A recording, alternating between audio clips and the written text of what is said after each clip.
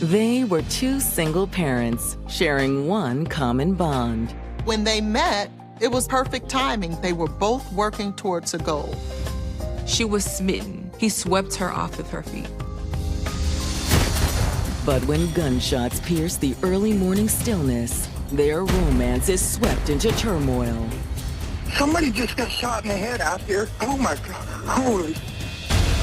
She had one gunshot to her left cheek, one behind her ear, and then another in her forehead. It seemed like overkill. The homicide investigation will prove that sometimes evil hides in plain sight. The entire murder was caught on tape. Police believe she may have been targeted by one of her passengers. Next thing I know, he gets in the car, gets into the vehicle. It says what? Drive.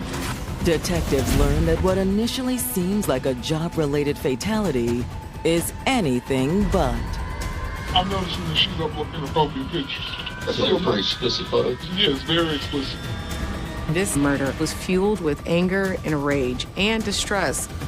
She's standing next to a white SUV that matches the exact description of the getaway vehicle. This is a classic case of fatal attraction. When you hear, "Baby, I love you to death," be wary, because they just might.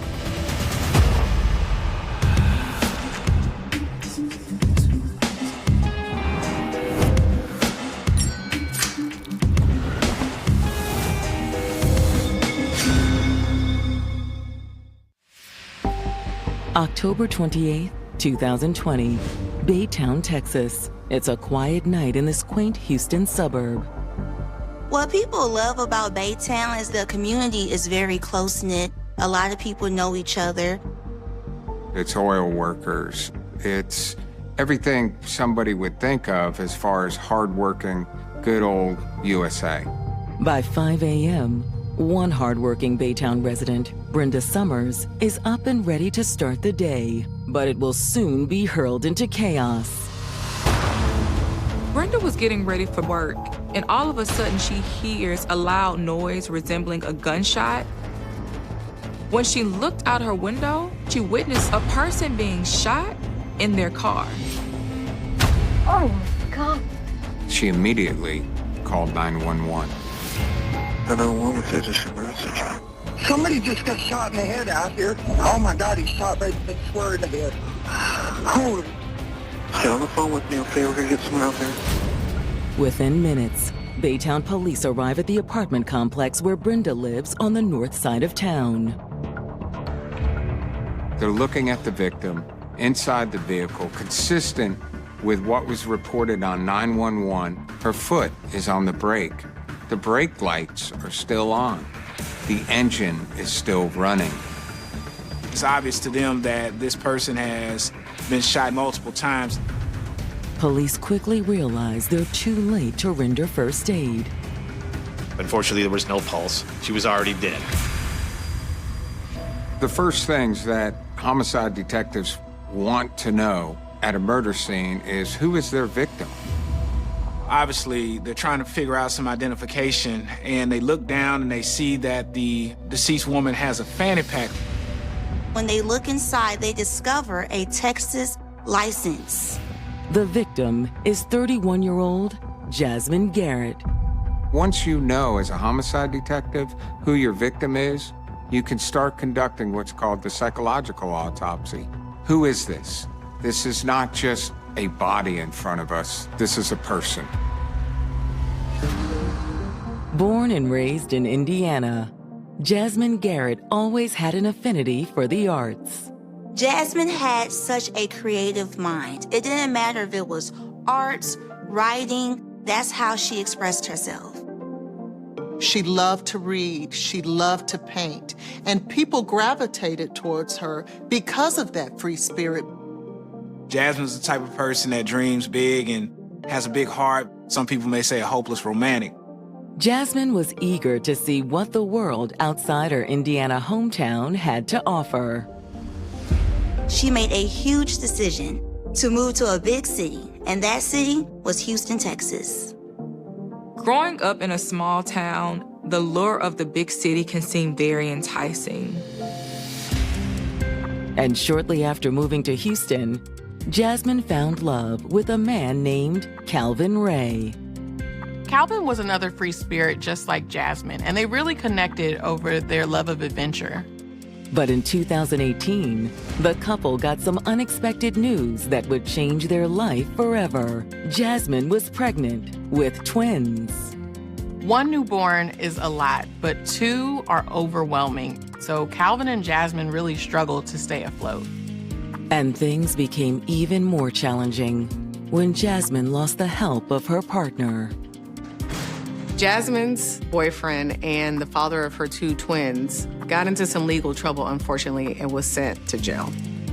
Jasmine was already facing the challenges that come with being a new mother, but now her partner has become locked up.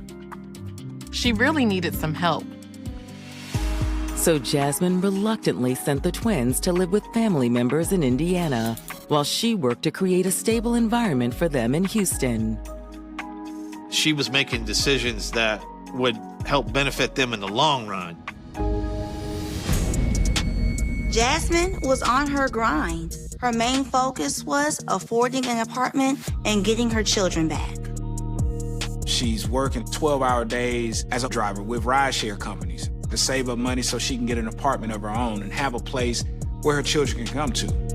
The last thing on Jasmine's mind was finding romance. But one night on the job, romance found her. She picks up a handsome passenger named Robert Roberts. Robert? Yeah, Jasmine? That's me. Okay. How you doing? I'm good. How are you? How's the night? It's better now. She was smitten. He was congenial. He was funny. He swept her off of her feet. He had a personality that was outgoing and fun. Actually, you mind if I move up front? Oh, no problem. Go for it. All right. Like Jasmine, Robert was a single parent, working hard to provide for his kids. These two right here is yours? Yeah, those are my babies. I actually, I got two of my own. That's them right there. Robert is a young father taking care of his children. And that said to Jasmine that he's a provider, he's a protector. Before long, the two were inseparable. They were so wooed by one another. They had already started planning to create this life with one another. They ended up leaning on each other. They became each other's person. So how did Jasmine end up shot to death in the Houston suburb of Baytown? She had one gunshot to her left cheek, one behind her ear, and then another in her forehead. It seemed like overkill. Homicide detectives look for things that are out of the ordinary, disorganized. What is it about this scene that is telling the story? They see a sign on her dashboard that indicates she's a car share driver. Which provides investigators with their first lead. Was Jasmine picking someone up at this apartment complex? Police believe she may have been targeted by one of her passengers. In October of 2020, single mom Jasmine Garrett was on the grind. She gets with a rideshare company, starts making money that way. Jasmine was working 12 hours a day so that she could save enough money to get her own apartment, get her children back. Jasmine was determined. She was going to make something of her life. And when she picked up a charming passenger, Robert Roberts, she thought she'd found a kindred spirit. The two of them were forging a very tight relationship, providing each other the support that they needed in order to be successful. But now Jasmine has been found shot to death at an apartment complex in the Houston suburb of Baytown. Crimes such as this you really don't see very often in Baytown, Texas. They are trying to figure out what in the world just happened. Investigators immediately notice that her rideshare sign is lit up. They also noticed that her cell phone was missing. And so the police ascertained that this could have been a robbery by one of her potential passengers. there was stippling present on the gunshot wounds, which means she was shot at very close range. It is clear that this person didn't just fire a weapon at Jasmine. They were right on her. They were perhaps within inches of her head when they fired this gun. These shots were all intentional, close range, and that tells us that the gunman was not taking any chances of Jasmine surviving. He wanted to make sure this person was dead. Inside Jasmine's car and on the ground around it, investigators locate 3 .40 caliber shell casings. So now, you know that Jasmine was shot with a .40 caliber pistol. The casings were bagged as evidence and sent off for ballistic testing. Police hope they'll eventually be able to match them to a murder weapon. Investigators also collect a parking pass hanging from Jasmine's rearview mirror. It looks similar to parking passes hanging in other surrounding vehicles. Detectives take that parking pass with the intentions of providing it to the apartment staff to see if they can verify if she is a tenant. But first, they want to speak to their eyewitness, the woman who called 911, Brenda Summers. At this point, she's the only one who saw what happened. Miss Summers, can you tell us everything that you remember? Of course. I was getting ready for work. Brenda reiterates what she told dispatch on the 911 call, that around 5 a.m., she heard 2 loud bangs outside her apartment. Brenda says that as she looks outside, she can see a man standing outside the driver's door of Jasmine's car. She describes the killer as being a black male, about 5'9", wearing a white t-shirt and a red beanie hat. He's also wearing a white medical mask. I saw him shoot her square in the forehead, and then he ran. She says he ran off to a wooded area, and that's when she called 911. Oh my God, he shot right square in the head. Holy. Do you recognize either of them from the apartment complex? No, never saw them before.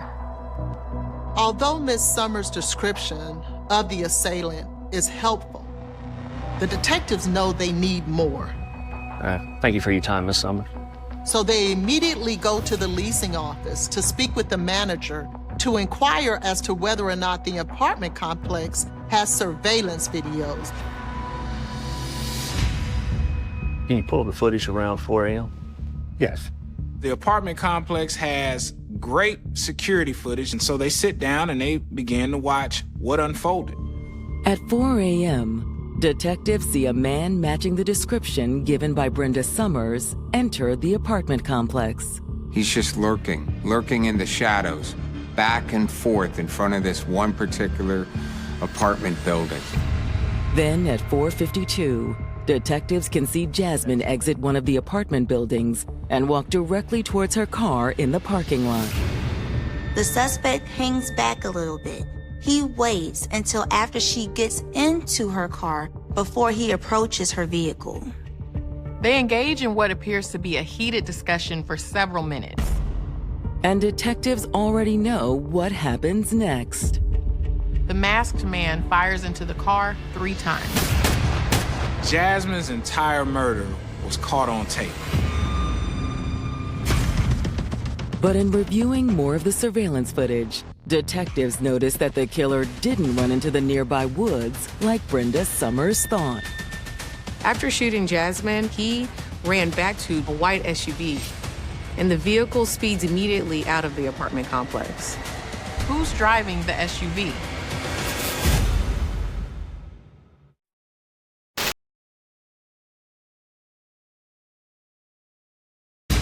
Within hours of Jasmine Garrett's murder, police have discovered surveillance footage that shows the entire shooting go down.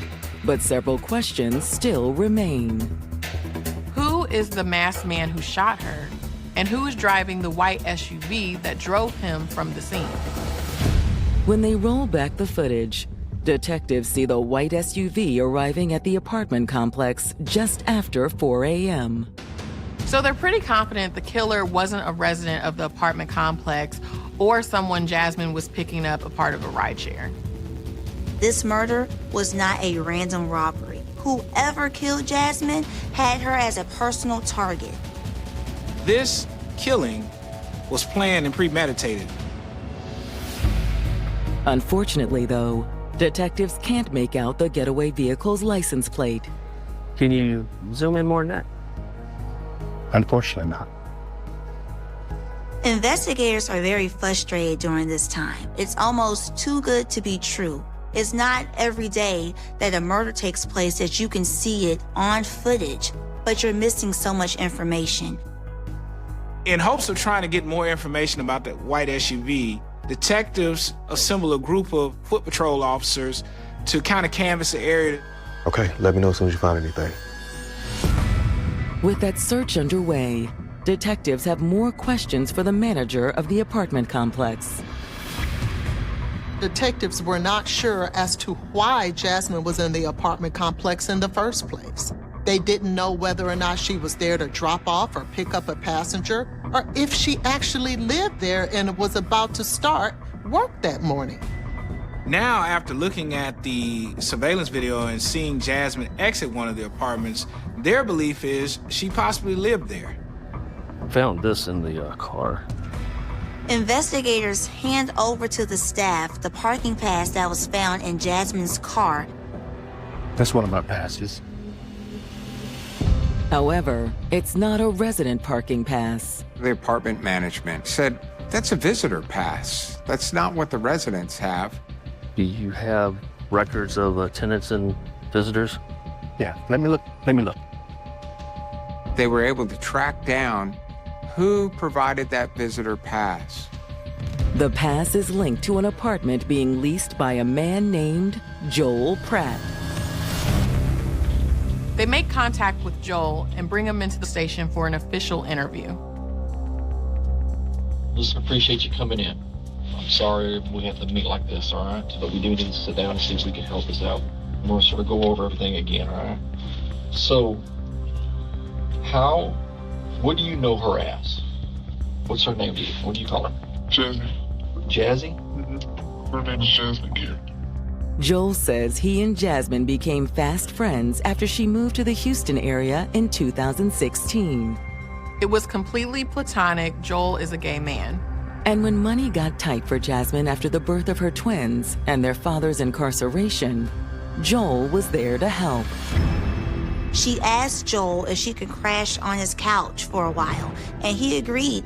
Joel provided that safety net for her as she was getting her finances back on track. He gave her a place to stay. You talk to her throughout the day your stay, correct? Mm-hmm. Is that common? Y'all talk, text, phone call, whatever? Talk, text. While she's out working. Everything seems to be fine? Mm-hmm. Joel remembers the evening before that Jasmine had come home pretty late, and she appeared to be really tired from working a 12-hour shift. Hey. Tired. Long day, huh? Very long day. And they spoke for a little while, telling them about their day. And then she crashed on the couch. She seemed perfectly fine. She was tired. Didn't indicate any issues going on that day. Or just seemed like a normal driving around doing her business day. It was just like a really big problem or something like this. She would have let me know. The detectives have no reason to doubt Joel's story, and he doesn't appear to resemble the shooter in the surveillance footage. They can easily rule him out as the person who killed Jasmine. But they have to wonder, does he have any idea who did? They ask him if he knows anybody who would want to harm Jasmine Garrett. To detectives' surprise, Joel has an answer right away. Joel tells detectives that she had been involved in an on and off again relationship. They had the problems. They were going through it and everything like that. She would tell me about it. She would tell me everything, but she told me about it. Who's this guy? Albert Roberts? He goes on to tell detectives that while he's never met Robert, the stories Jasmine shared were concerning. Like she was just throwing stuff and she was scared.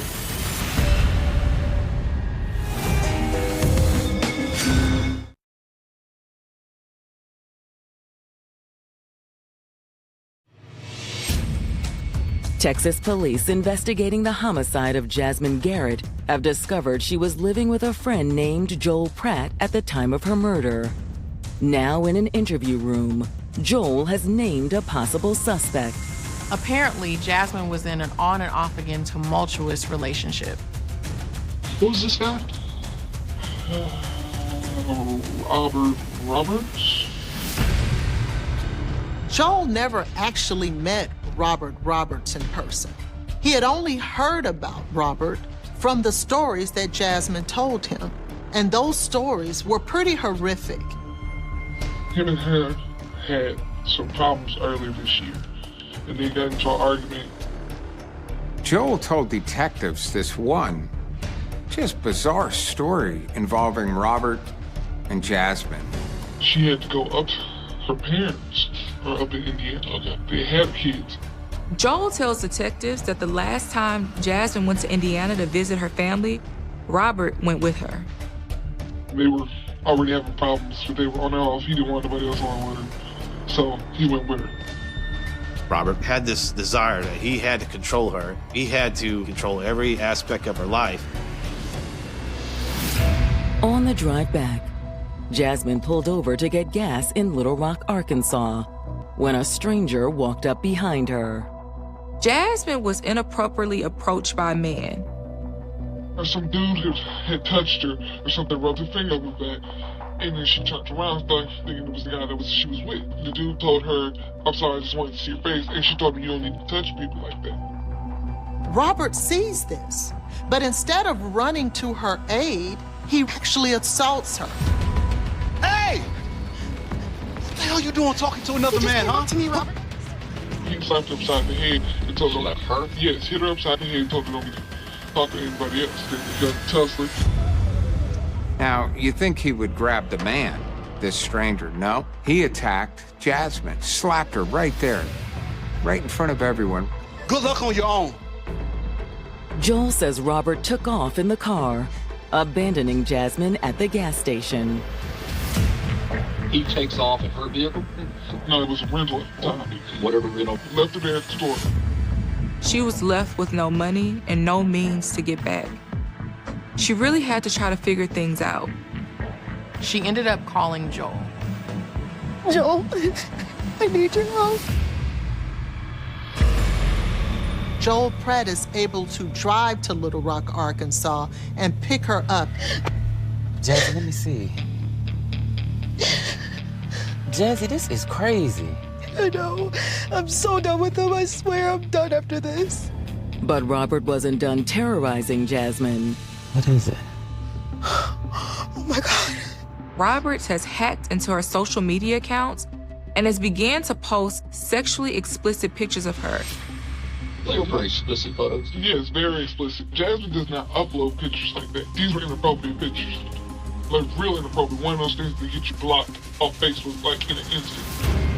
I'm so sorry, Jay. Look, let's just go home and we'll take care of that later, okay? Okay, it's so embarrassing. Joel says when they got back to Houston, Jasmine took legal action against Robert. She made a report about that in Houston? Yeah, she made a report. She had a big knot right here and it had stitches in it, and then she had a stitch on her lips. She looked like a fish for like 3 days. The domestic violence case against Robert was still pending, but Jasmine was relieved to have him out of her life. However, Jasmine's relief was short-lived. It was a short period where she had begun to relax. But then one day, Joel says that he came home and he found Jasmine frantically packing her bags. I walked around the corner and said, "Hey, Jazzy, you all right?" She thought I gotta get out of here. What happened? I gotta go. It's not safe for me here anymore. She saw Robert and he had a gun. She walked up the walkway and he came around the corner and put a gun in her face. Told him next time we see you, he's gonna kill her. She say why? What was the issue? So the guy was angry. Better watch your back. Your days are numbered. Thank you for everything. You don't have to leave. You'll be safe here. Please don't go. Jasmine was so scared that she moved out of Joel's apartment and started staying in motels. Unfortunately, Jasmine could not keep up the financial commitment that it took to stay in different hotel rooms every night. So eventually she leaned on her friend Joel again and moved back in with him. Moved all her stuff out of there, and she came to stay with me. She moved back in with Joel about a week prior to the shooting. The investigators are stunned by everything they're hearing. And if it's true, they agree that Robert is their #1 suspect in this crime. Anything else you can think of? Here's my card with my information on it. All right. What I want you to do when I get you back there, I want you to see what you can find out of this cat. Okay? When detectives run Robert's name into their database, they discover that Jasmine had indeed filed police reports against Robert for attacking her. Robert also looks eerily similar to the man from the surveillance footage. Detectives are eager to speak with Robert Roberts, but locating him is no easy task. He's not answering phone calls. He's not showing up to any of the previous addresses that police have on file for him. As officers continue patrolling the area for Robert, detectives do some additional digging on the white SUV that served as Robert's getaway vehicle on the morning of the crime. They determined it's unlikely that the vehicle belonged to Robert. When reviewing the DMV records, they noticed that he drives a black sedan and not a white SUV as seen in the surveillance video. They're digging around looking for any sign of that white SUV. And when investigators dig into Robert's social media page, they find just what they're looking for.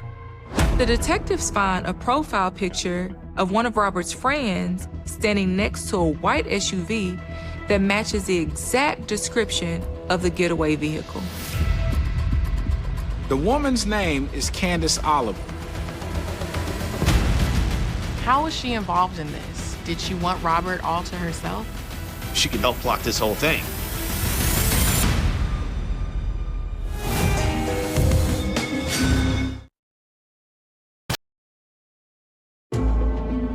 With a history of abuse exposed, Jasmine Garrett's ex-boyfriend, Robert Roberts, has become the prime suspect in her homicide investigation.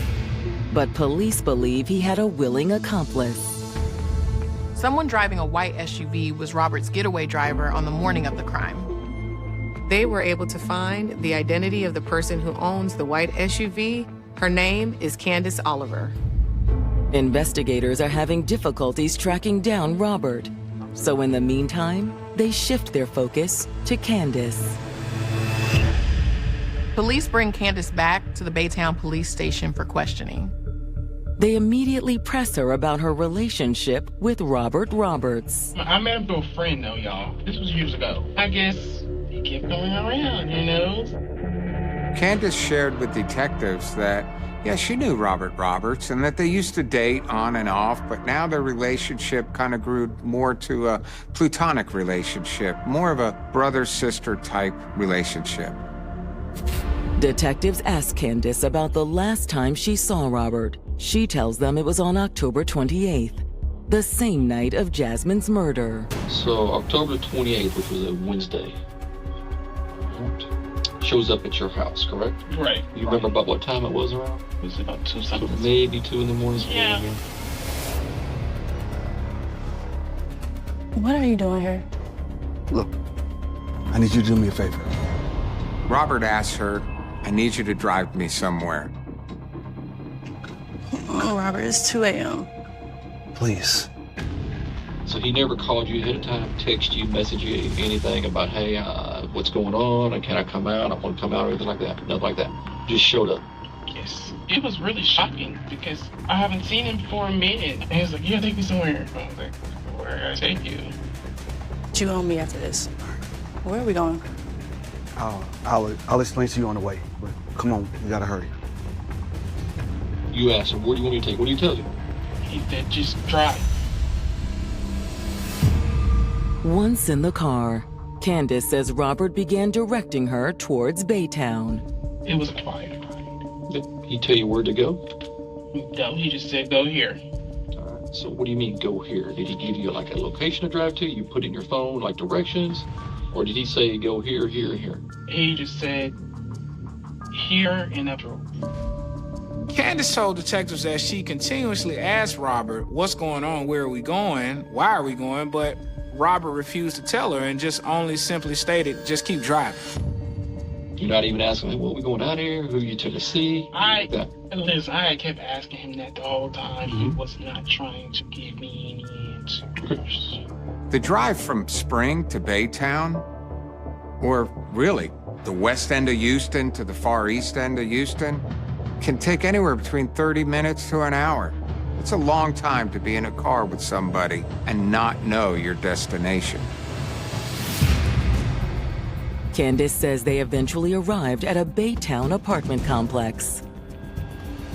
I just parked, I cut my car off, and I just sat in the car. And what did he do while he's there? He got out the car. Candace says she never saw Robert with a gun. He gets out. He's got nothing with him. No. In other words, he's not carrying anything. That's what I'm kind of shocked. Gets out and starts walking around, or walks away from the vehicle. Right. Okay. And it was so dark, I didn't see him anymore. When detectives asked Candace what it is she thought Robert was there to do, she says she's unsure, but figures he was there to see another woman. He probably got women all over, you know what I mean? It ain't no man you won't listen. My mama would say anything that's open at 12 and above is nothing but legs. I'm a woman, so in the back of my mind, what woman you want to see now? Candace does tell detectives that in the past, Robert had mentioned a young lady by the name of Jazz, but that she had never met her personally. After waiting for about 10 or 15 minutes, Candace began to call Robert to inquire as to what's going on. I had called and said, what's going on? It's time to go. What are you doing? You know what I mean? What does he say? He hung up the phone. About 30 minutes later, Robert finally returned. Okay.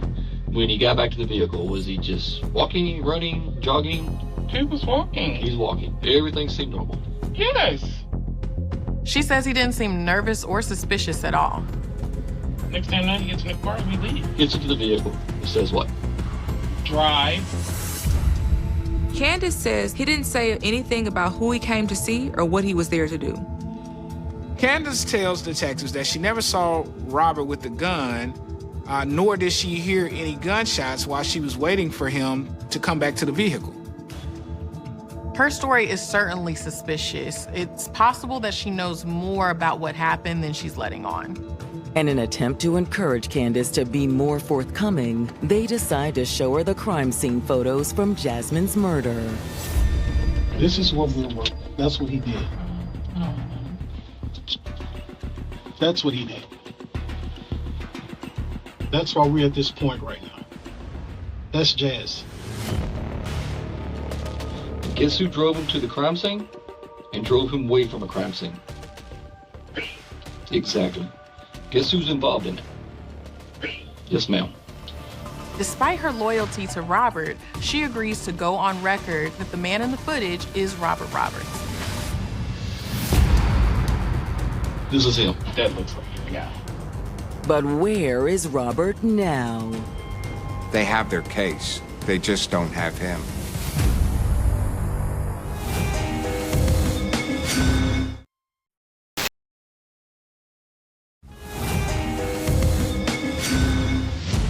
Police in Baytown, Texas finally have enough to arrest Robert Roberts for the murder of his ex-girlfriend, Jasmine Garrett. His reluctant getaway driver, Candace Oliver, has positively identified him as the shooter in surveillance footage. This is him. That looks like him, yeah. While the evidence seems to be ironclad and squarely pointing at Robert as the shooter, there's one issue. They still don't know where Robert is. Candace said she hadn't heard from him since the night in question. They have him at the location. They have him in the vehicle. They have him captured on tape. They have their case. They just don't have him. Weeks go by without any sign of Robert until April 13th, 2021. Baytown police get a tip that Robert is hiding out over 300 miles away in New Orleans. With the help of New Orleans police, they're able to arrest him without incident and extradite him back to Texas. They're hoping that they're going to get a confession out of him. Mr. Roberts, I'm Detective Zukas, Detective Gonzalez, Baytown Police Department. Let's sit down and speak with you for a minute. But Robert refuses to give a statement, let alone a confession. Robert asserts his right to have a lawyer present, effectively terminating the interview. I'll talk to you guys when I have my lawyer for you. Anything you want to know when I have my lawyer. Okay. So you don't want to talk to you locate or speak with your attorney, correct? My name, brother. Regardless, investigators have what they need to charge Robert with first-degree murder. They don't have Robert's confession. They don't need it. They're convinced that they have enough evidence and enough information to convict Robert Roberts of this horrible murder.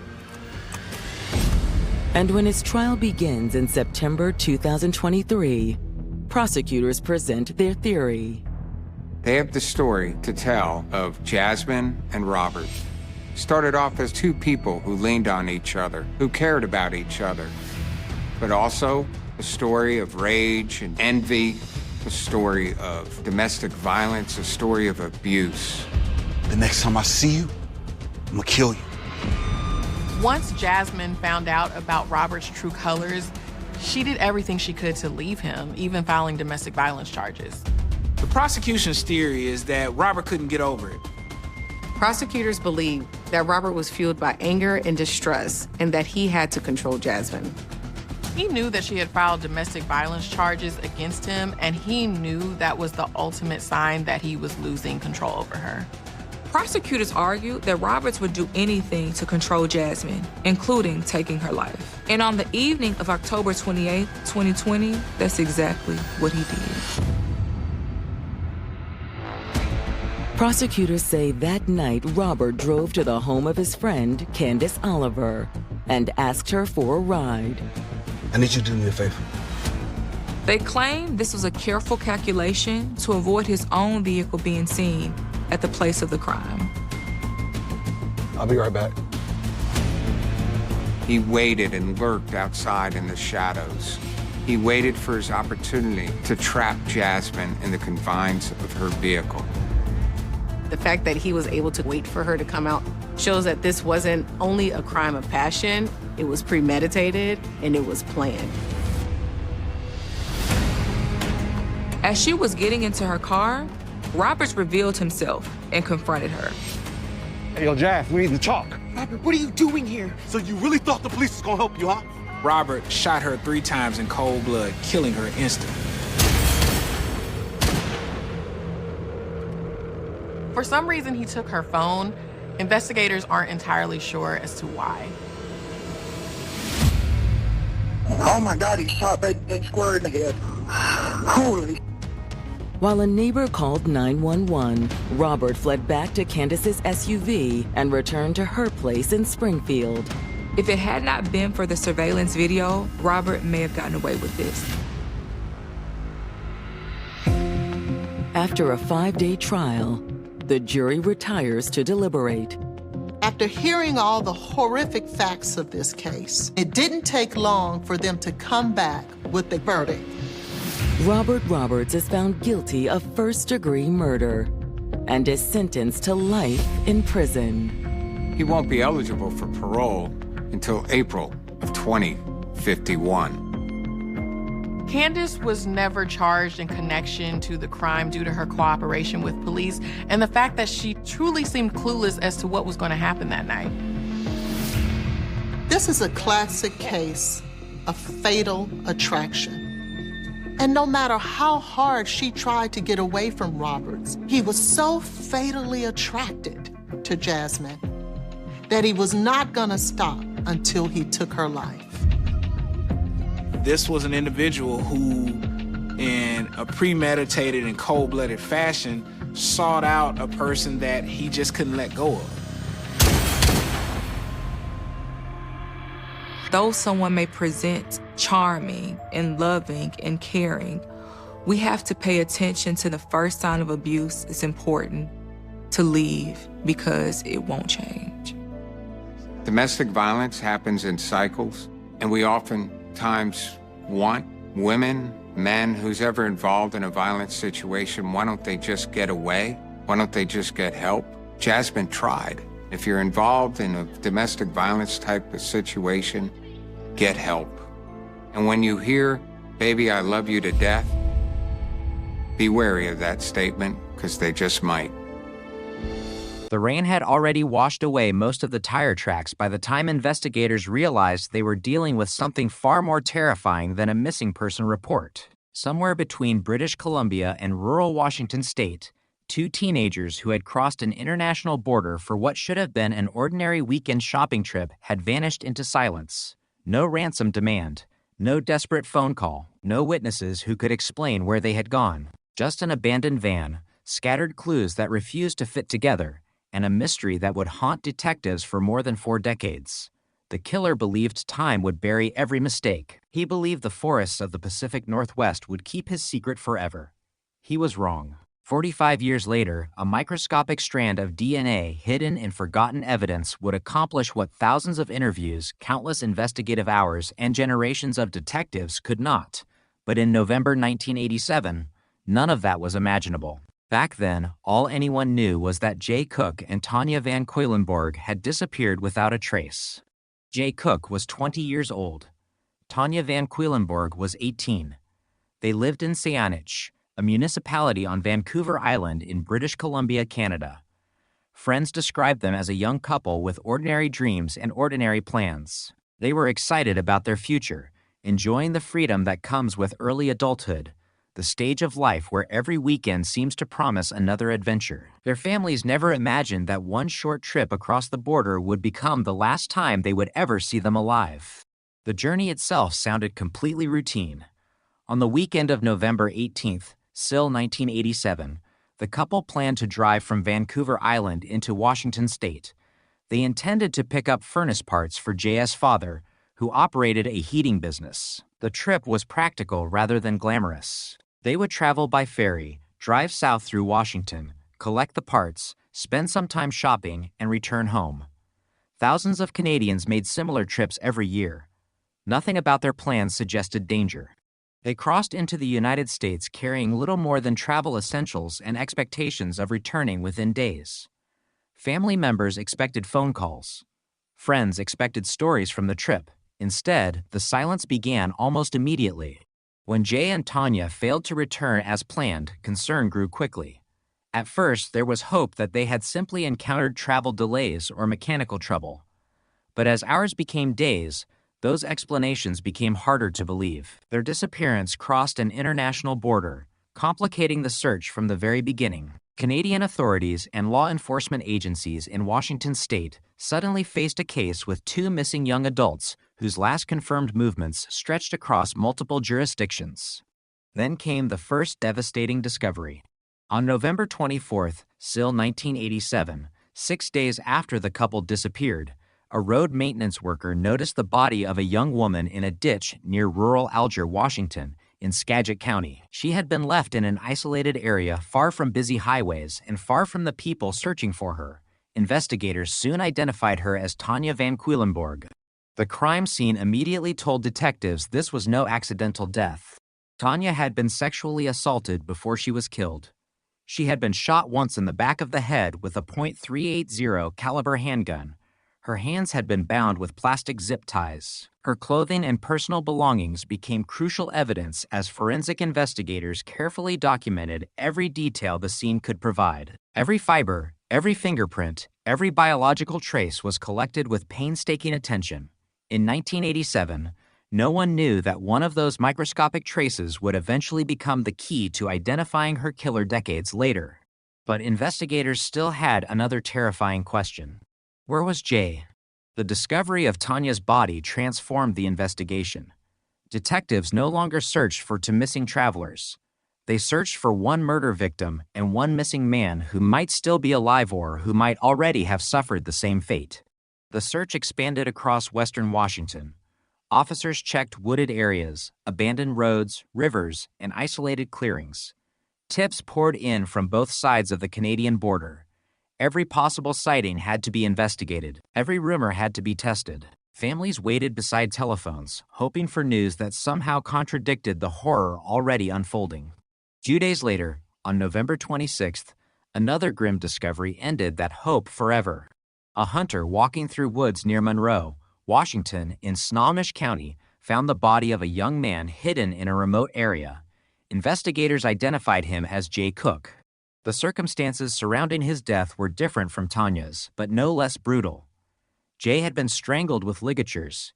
He had suffered severe blunt force injuries to his head. His hands had also been restrained with plastic zip ties, immediately linking the two murders. Detectives knew they were looking for the same offender or offenders. Whoever committed these crimes had separated the victims, killed them in different locations, and abandoned their bodies miles apart in an apparent attempt to complicate the investigation. As crime scene specialists examined both locations, another mystery emerged. Where was the van? The couple had been traveling in a bronze 1977 Ford Club wagon van.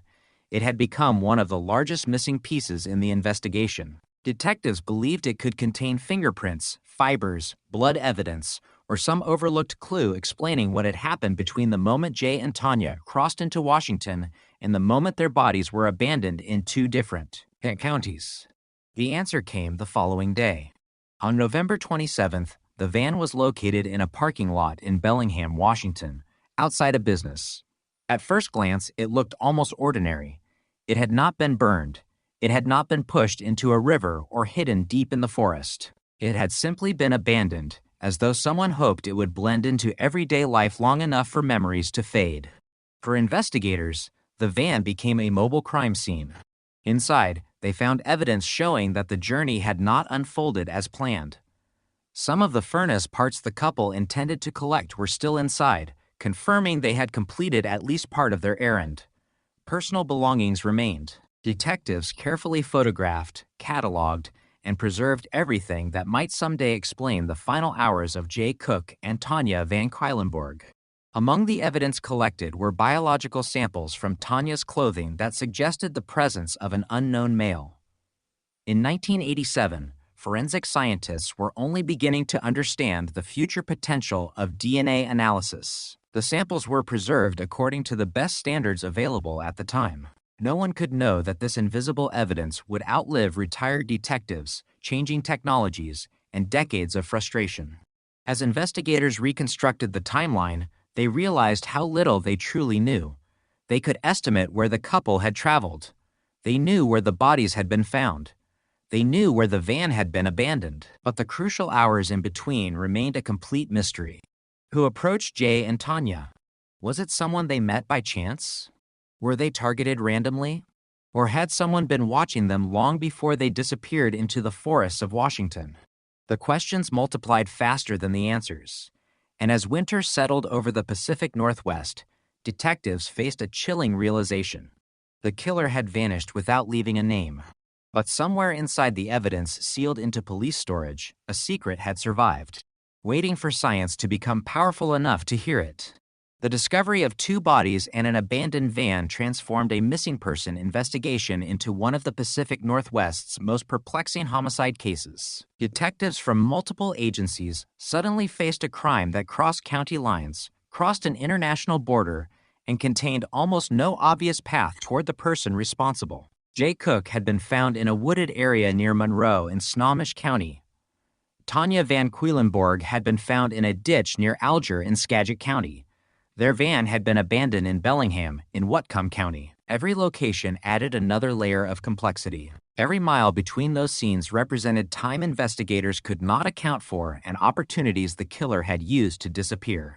The investigation quickly became a cooperative effort involving numerous law enforcement agencies in Washington state, working alongside Canadian authorities. Detectives on both sides of the border understood that Jay and Tanya had left British Columbia with ordinary plans and had no documented reason to disappear voluntarily. Their families, friends, employers, and acquaintances were interviewed in detail.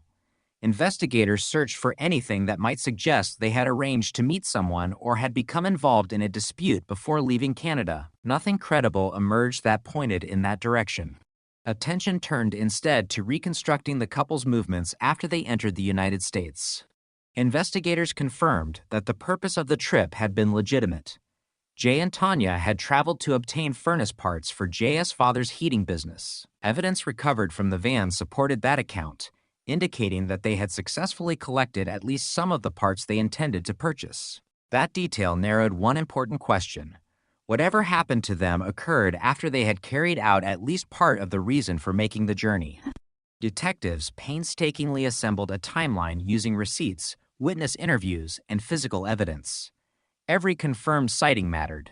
Every documented stop became another marker in the final known hours of the couple's lives. But despite extensive efforts, significant gaps remained. Those missing hours would become one of the defining frustrations of the investigation. The crime scenes themselves revealed important facts without revealing the identity of the offender. Tanya had been sexually assaulted before she was killed. The assault meant investigators were able to recover biological evidence that would be carefully preserved.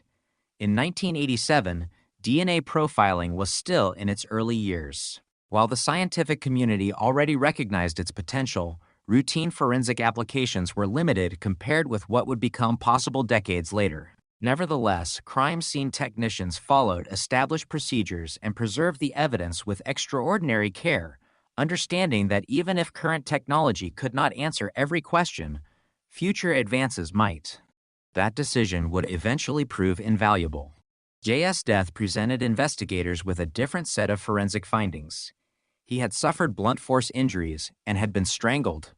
Like Tanya, his hands had been restrained with plastic zip ties. The matching restraints strongly suggested that both victims had been controlled by the same offender or offenders during the crime. Detectives believed the murders were connected beyond any reasonable doubt. The zip ties themselves became an important focus. Investigators attempted to determine whether they could be traced to a particular manufacturer or retailer. At the time, however, plastic cable ties were widely available through hardware stores, automotive suppliers, and industrial distributors. They were useful, inexpensive products with countless legitimate purposes. Nothing about the restraints immediately identified who had purchased them. The firearm used to kill Tanya offered another potential lead. Forensic examination established that she had been shot with a .380 caliber handgun. Detectives searched for matching ballistic evidence and investigated whether similar weapons had been connected to other crimes in the region. They explored the possibility that the murders could be linked to another offender operating in Washington during the late 1980s. Despite those efforts, no definitive connection could be established. As news of the murders spread, tips began arriving from across Washington and British Columbia. Some callers believed they had seen the couple during their trip. Others reported suspicious individuals or vehicles. Investigators examined each lead carefully, aware that even a seemingly insignificant observation could become the breakthrough they needed. Thousands of hours were devoted to interviewing witnesses, checking alibis, reviewing travel routes, and following information provided by members of the public. Detectives retraced highways between Bellingham, Mount Vernon, Monroe, and other locations connected to the investigation. They attempted to identify anyone who might have encountered Jay and Tanya during the final days of their journey. But as weeks turned into months, certainty remained elusive. The absence of a clear suspect made the investigation especially difficult. There was no documented relationship between the victims and an obvious offender. No credible witness could identify the person responsible. No confession arrived. The available forensic evidence could establish important facts about the crime, but it could not yet attach a name to the unknown male whose biological material had been recovered. Investigators refused to abandon the case. The files continued to grow. Photographs, laboratory reports, witness statements, maps, forensic analyses, and investigative notes filled boxes. Detectives documented every lead, even when it appeared to reach a dead end. Experienced investigators understood that unsolved cases sometimes change years later when old information is viewed through a new perspective. The families of Jay and Tanya continued searching for answers of their own. They spoke with investigators, cooperated fully with the inquiry, and lived through the difficult reality faced by many families connected to unsolved homicides. They knew who the victims were. They knew where the bodies had been found, but they did not know why the crime had happened or who was responsible.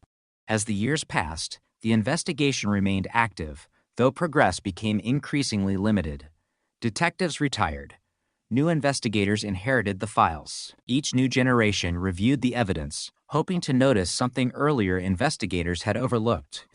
The preserved biological evidence remained one of the most important pieces of the case. Advances in forensic DNA analysis during the 1990s allowed laboratories to develop increasingly detailed genetic profiles. The unknown male DNA recovered during the investigation was analyzed using improving scientific techniques, and a profile suitable for comparison was eventually developed. Detectives entered that profile into available law enforcement databases, hoping it would match someone whose DNA had already been collected through the criminal justice system. No match appeared. The unknown profile belonged to someone who was not in the database. Once again, the investigation reached another barrier. Yet this barrier differed from earlier ones in one crucial respect. Investigators now possessed something they had never had before: a reliable DNA profile from the offender. They still did not know his identity. They still did not know his name. But they knew that if his DNA ever entered the system through a qualifying criminal case, science might finally reveal who he was. The years continued to pass. Cold case detectives maintained the files. Forensic laboratories preserved the evidence. The families continued waiting. The man responsible, whoever he was, remained unidentified. To the outside world, it appeared that the trail had gone cold. Inside the evidence room, however, the most important witness in the entire investigation had never stopped waiting. It was silent. It had no face. It could not speak. But hidden within that preserved DNA profile was the identity of a killer who still believed that time had erased every trace he had left behind.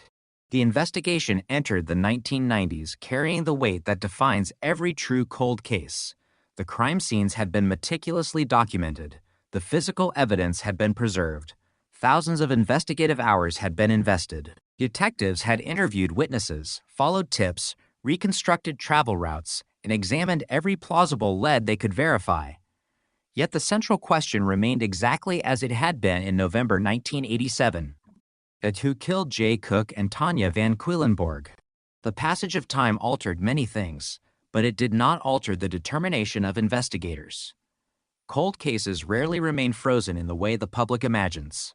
Files are reviewed. New information is evaluated. Advances in forensic science create opportunities that did not exist when the crimes were first committed. Detectives retire, but the investigations themselves continue, handed from one generation of investigators to another. That became the story of the Cook and Van Quillenborg murders.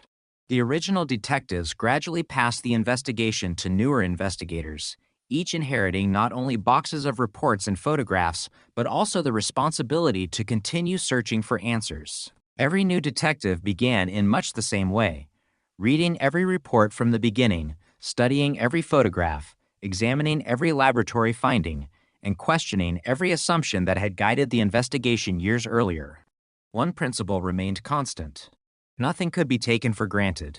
Every piece of evidence had to be considered again. Every witness statement deserved another review. Every timeline had to be tested against the facts. By this point, forensic science had begun changing criminal investigations across North America. DNA profiling had become increasingly reliable, and law enforcement agencies were solving cases that had once seemed impossible. Crimes committed years earlier suddenly produced arrests because biological evidence preserved from the original investigations could now identify offenders with extraordinary precision. The Cook Van Quillenborg case seemed like a candidate for that same breakthrough. Investigators possessed biological evidence recovered during the original investigation, including DNA from an unknown male associated with Tanya Van Quillenborg's murder. Scientists had successfully developed a DNA profile from that evidence. It represented the strongest forensic lead in the case. The profile was entered into law enforcement databases. Investigators waited. No match appeared. That result was disappointing, but not entirely unexpected. The national DNA databases depended upon comparison samples. If an offender had never been required to provide DNA through the criminal justice system, there would be nothing available for comparison. The absence of a match did not weaken the evidence. It simply meant the person responsible remained unidentified. The investigation continued through conventional methods. Detectives revisited persons of interest from the original inquiry. Individuals who had attracted attention years earlier were reconsidered using updated forensic results. Alibis were reviewed. Statements were compared again. Where possible, biological samples were obtained from people whose names had surfaced during the investigation. Those comparisons excluded individuals rather than identifying the offender. Each exclusion narrowed the field. Each exclusion also reinforced the reliability of the DNA evidence. The unknown profile belonged to someone else. Throughout the 1990s and early 2000s, investigators also examined whether the murders might be connected to other violent crimes committed in the Pacific Northwest. Washington State had experienced several notorious homicide investigations during that era, and detectives routinely explored the possibility that offenders could be responsible for multiple crimes. Specialists compared crime scene characteristics. They reviewed forensic reports. They considered whether similarities existed between cases. Such comparisons are a standard part of major homicide investigations, particularly when offenders remain unidentified. In the Cook Van Quillenborg investigation, however, no publicly documented evidence ultimately established that the murders were linked to another known serial offender. The case remained its own mystery. As technology improved, forensic laboratories periodically re-examined preserved evidence using newer analytical methods. Advances allowed scientists to obtain increasingly detailed genetic information from biological samples that had been collected decades earlier. Evidence once considered too limited for meaningful analysis became significantly more valuable. Each advancement strengthened investigators' confidence that the preserved DNA might eventually identify the offender. But science still required one missing element: a name. Without a matching reference sample, the DNA profile remained anonymous. Investigators knew the killer genetically. They simply did not know him personally. For the families of Jay and Tanya, each passing year carried a mixture of hope and disappointment. Anniversaries returned every November. Birthdays passed. Holidays arrived with empty places at family gatherings. Time moved forward, but the unanswered questions remained unchanged. Families of homicide victims often describe a unique burden associated with unsolved cases.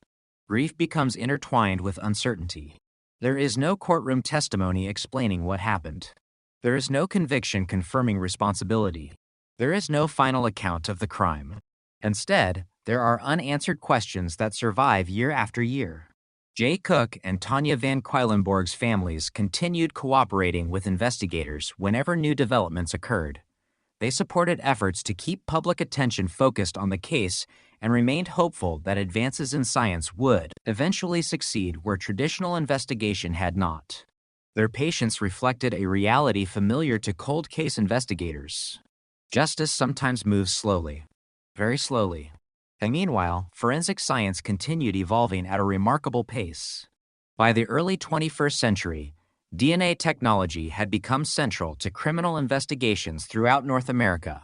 Laboratories could generate more complete genetic profiles from increasingly smaller samples. National databases expanded. Previously unsolved murders were being cleared with growing frequency. Yet despite these developments, the Cook Van Quillenborg case still resisted resolution. The offender's DNA remained unmatched. Detectives found themselves facing a difficult truth. The evidence was no longer the problem. The limitation lay elsewhere. The person responsible had either never entered the criminal justice system in a way that required DNA collection or had simply avoided circumstances that would place his profile into the database. Traditional comparison methods had reached their limit. Investigators needed something entirely different. Around this same period, a new concept was quietly beginning to emerge within forensic science. Researchers, genealogists, and law enforcement professionals were exploring whether genetic relationships, not direct database matches, could help identify unknown individuals. Rather than searching only for the offender's own DNA profile, investigators wondered whether relatives who had voluntarily submitted DNA for genealogical research might provide indirect clues. At first, the concept seemed almost revolutionary. Instead of asking, "Whose DNA is this?" the question became, "Who might this person be related to?" The idea would eventually become known as forensic genetic genealogy.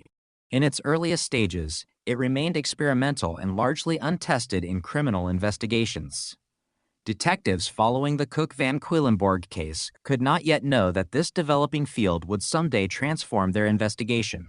For now, they continued preserving the evidence, maintaining the files, reviewing the reports, waiting for science to catch up with the mystery. The killer, wherever he was, had lived for years believing he had escaped accountability. He had left behind biological evidence, but no name, no identification, no trail investigators could follow. What he could not know was that the science of identification was about to change forever. The evidence collected in 1987 had already survived decades. Soon it would begin telling investigators not exactly who the killer was, but who his family was. And that single shift in perspective would become the first real crack in a secret that had remained hidden for more than 30 years. The investigation had reached a point familiar to many cold case detectives. The evidence was strong enough to prove that a single unknown man had left behind his DNA. The forensic profile was reliable. It had been preserved, tested, and compared repeatedly. Yet the most advanced investigative tools available through traditional law enforcement databases had failed to produce a name. Years became decades. Detectives changed. Laboratory technology improved. The evidence remained the same. Then criminal investigations across the United States entered a new era. The change did not begin inside a police department. It began with genealogy. Millions of people had voluntarily submitted DNA samples to learn about their ancestry, discover distant relatives, or build family trees. Those databases had been created for personal research, not criminal investigations. But genetic science revealed something remarkable. Even if a person's own DNA was absent from a database, the DNA of relatives, sometimes distant relatives, could provide investigators with a starting point. Instead of searching for an exact match, investigators could search for family connections. The concept became known as forensic genetic genealogy. Unlike traditional forensic DNA comparison, which seeks a direct match between crime scene evidence and an existing offender profile, forensic genetic genealogy combines DNA analysis with historical records, public documents, family trees, and genealogical research to identify possible relatives of an unknown individual. From there, investigators can gradually narrow their focus until one individual remains consistent with both the genetic evidence and the known facts of the case. The method represented a dramatic shift in investigative thinking. Rather than asking who left the DNA, investigators asked who could be related to the person who left it. By the mid-2010s, forensic genetic genealogy was beginning to demonstrate its potential in a small number of criminal investigations. Detectives working long unsolved homicide cases watched these developments closely. Cases that had resisted every conventional investigative method suddenly appeared capable of moving forward. The murders of Jay Cook and Tanya Van Quillenborg became one of the investigations selected for this emerging approach. The biological evidence preserved since 1987 was suitable for advanced analysis. Scientists generated a DNA profile appropriate for genealogical comparison. Investigators then worked with specialists experienced in forensic genealogy to examine possible familial connections. The process was meticulous. It was not instantaneous. Contrary to popular imagination, no computer simply produced the killer's name. Researchers analyzed genetic relationships, identified individuals who appeared to share portions of DNA with the unknown contributor, and then began constructing extensive family trees using publicly available historical records, census information, birth records, marriage records, death certificates, newspaper archives, and other documented sources. Every branch had to be verified. Every relationship had to be confirmed. Every generation had to be traced carefully. And the investigation gradually narrowed. Potential family lines were identified. Researchers eliminated branches that could not fit the known facts of the case. Investigators compared ages, locations, family histories, and opportunities. The process required patience measured not in hours but in months. Eventually, the genealogical research pointed investigators toward one particular family. From there, detectives began identifying individuals who fit the biological, geographical, and chronological circumstances surrounding the murders. One name began attracting increasing attention: William Earl Talbot II. Talbot had lived in Washington state at the time of the murders. His age was consistent with the offender profile investigators had considered. The genealogical analysis suggested he could be the source of the unknown DNA recovered during the investigation. But genealogy alone was not evidence sufficient for arrest. Investigators still needed what criminal courts require: a direct DNA comparison. Only then could they determine whether the genealogical research had correctly identified the unknown man. Detectives therefore began conducting discreet surveillance. Like many investigations involving DNA confirmation, law enforcement sought an opportunity to obtain a biological sample that Talbot had discarded voluntarily in a public place. Such evidence can, under applicable legal standards and circumstances, be collected and compared because it has been abandoned. Investigators watched carefully. They waited. Eventually, they recovered a discarded item associated with Talbot that could provide DNA suitable for laboratory analysis. The sample was submitted for testing. Scientists compared the newly obtained DNA with the biological evidence preserved from Tanya Van Quedlinburg's murder. The results were decisive. The DNA matched. More than 30 years after Jay Cook and Tanya Van Quedlinburg disappeared during what should have been an ordinary trip into Washington state, investigators finally had the answer they had pursued since November 1987. The unknown man was no longer unknown. On May 17, 2018, authorities arrested William Earl Talbot in Washington state and charged him with the murders of Jay Cook and Tanya Van Quedlinburg. The announcement marked one of the earliest major homicide cases solved through forensic genetic genealogy. For investigators who had spent decades working the case, the moment represented the culmination of years of persistence.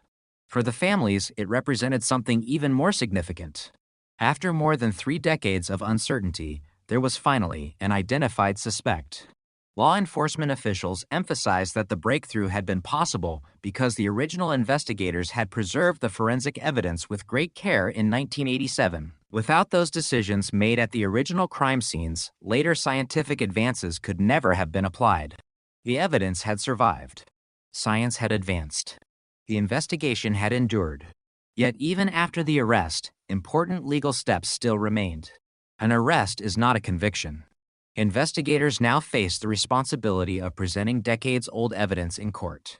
Prosecutors would need to explain not only the murders themselves, but also the scientific methods that had finally identified the suspect after so many years. The case would become more than a homicide trial. It would become one of the first major tests of forensic genetic genealogy before a jury.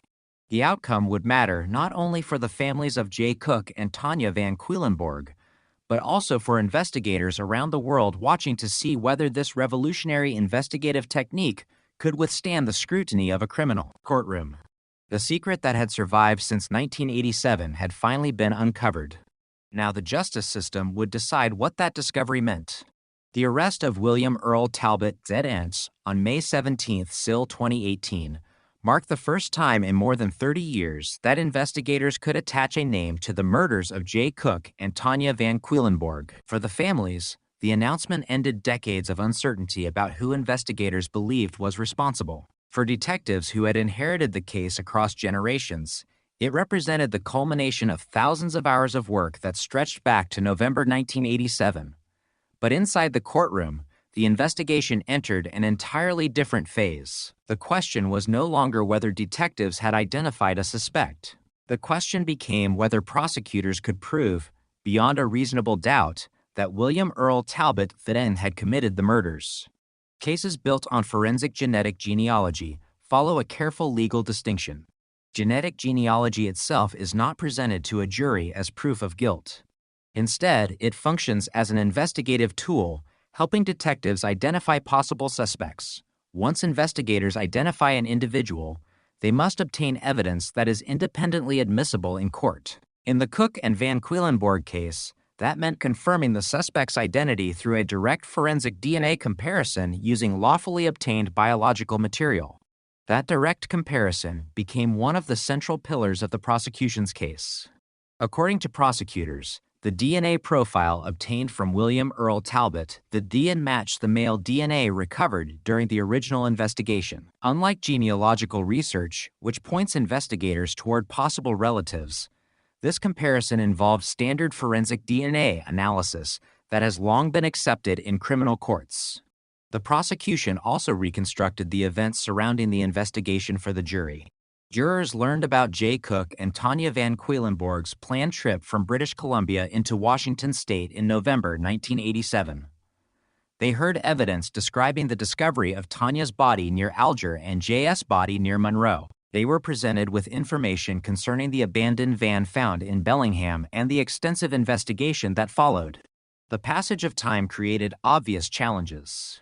More than 3 decades had elapsed between the murders and the trial. Some witnesses had died. Others had limited memories of events that occurred in 1987. Investigators who originally worked the case had retired, requiring later detectives to explain both the historical investigation and the modern forensic developments that eventually identified the suspect. Preserved documentation became critically important. Crime scene photographs, laboratory reports, evidence logs, autopsy findings, contemporaneous investigative notes. Because these materials had been carefully maintained over the years, prosecutors were able to demonstrate continuity in the handling of evidence from the original investigation through the later forensic examinations. The defense challenged aspects of the prosecution's case, as is customary in criminal proceedings.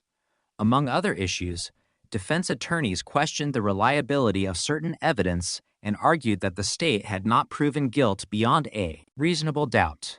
The jury's responsibility was not to evaluate public opinion or the history of the investigation. Its responsibility was to evaluate the evidence presented in court. After hearing testimony and reviewing the evidence, the jury reached its verdict. In June 2019, William Earl Talbot de Set-Emph was found guilty of 2 counts of aggravated first-degree murder for the killings of Jay Cook and Tanya Van Quedlinburg. The verdict represented the first criminal conviction in the United States resulting from an investigation that prominently employed forensic genetic genealogy to identify a suspect before confirming that identity through conventional forensic DNA analysis. For many investigators across the country, the significance extended well beyond a single case. The conviction demonstrated that forensic genetic genealogy could successfully generate investigative leads that ultimately resulted in courtroom-tested evidence. Law enforcement agencies nationwide began examining unsolved homicide investigations for similar opportunities. Evidence that had remained preserved for decades suddenly acquired renewed importance. Cold case units expanded their collaboration with forensic laboratories and genealogical specialists. Families connected to unsolved murders watched these developments with cautious optimism. The Cook and Van Quedlinburg investigation had shown that time alone does not necessarily defeat justice. However, the legal story was not yet complete. Following the conviction, William Earl Talbot then pursued appellate review through the Washington court system. Appeals are a routine component of the criminal justice process, particularly in serious felony cases. They allow higher courts to review whether legal errors occurred during trial that may have affected the outcome.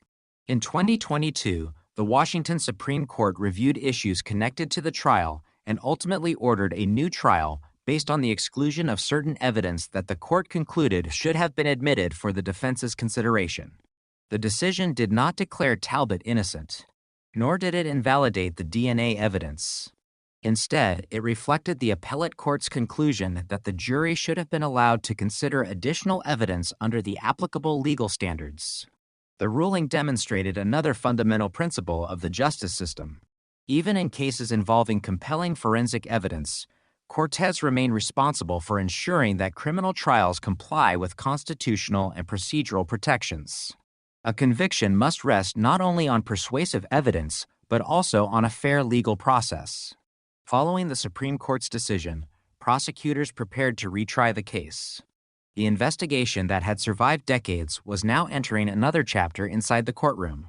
Throughout these proceedings, the families of Jay Cook and Tanya Van Quedlinburg continued to attend hearings and followed developments closely. For them, the legal process represented something deeply personal rather than simply historical. Their loved ones had left home in November 1987, expecting to return within days. Instead, they became victims in one of the Pacific Northwest's longest-running unsolved homicide investigations. The passage of more than 30 years had not diminished that loss. If anything, the years underscored the remarkable persistence required by everyone involved. The original investigators who collected evidence in 1987, the forensic scientists who preserved and analyzed biological material, the detectives who reopened the files again and again, the genealogists who painstakingly reconstructed family histories, the prosecutors who assembled a case spanning multiple generations. Each contribution depended upon the work completed by those who came before. No single breakthrough solved the murders. The resolution emerged through decades of cumulative effort. The case also became a reminder that forensic science continues evolving. The biological evidence collected from Tanya Van Quillenborg's murder scene remained unchanged from the day investigators recovered it.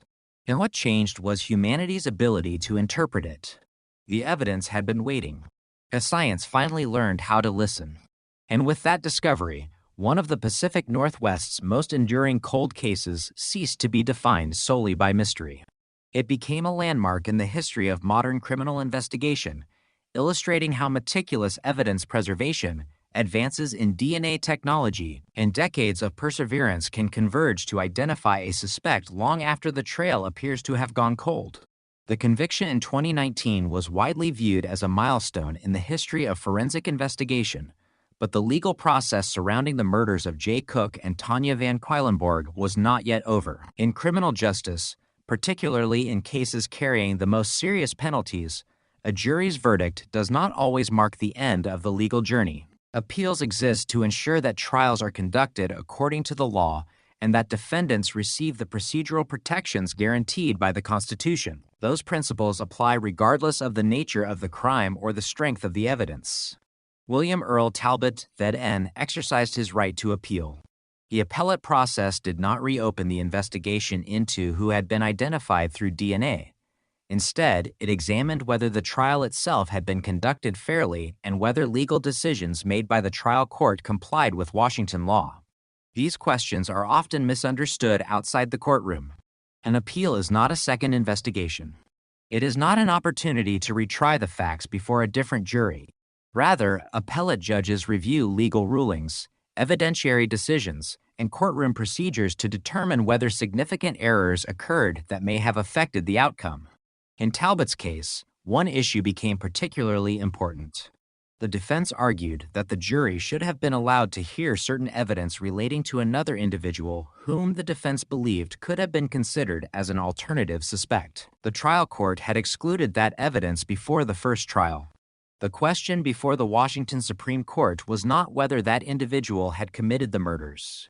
Instead, the court examined whether the excluded evidence should have been admitted under Washington's legal standards governing third-party suspect evidence. In 2022, the Washington Supreme Court issued its decision. The court concluded that the trial court had improperly excluded certain evidence that the defense sought to present regarding an alternative suspect. As a result, the Supreme Court reversed Talbot's convictions and ordered a new trial. The ruling attracted national attention. Some headlines created confusion, suggesting that the DNA evidence had somehow been discredited. That was not what the court decided. The opinion did not reject the forensic DNA evidence linking Talbot to the investigation, nor did it conclude that another person had committed the murders. Instead, the court focused on a procedural issue, whether the jury should have been allowed to consider additional evidence offered by the defense when evaluating reasonable doubt. The distinction was significant. The decision reflected the justice system's commitment to fairness, even in cases involving compelling forensic evidence. For prosecutors, the Supreme Court's ruling meant preparing once again for trial. Much of the physical evidence remained exactly as it had been during the first proceedings. The DNA evidence still existed. The crime scene documentation remained preserved. The investigative records assembled over decades continued to form the foundation of the prosecution's case. The challenge was once again presenting a murder investigation that had begun in 1987 to a modern jury. Meanwhile, the families of Jay Cook and Tanya Van Quedlinburg faced another difficult chapter. More than 3 decades had already passed since the murders. They had endured years without answers. They had witnessed the breakthrough made possible by forensic genetic genealogy. They had attended a trial and heard guilty verdicts returned.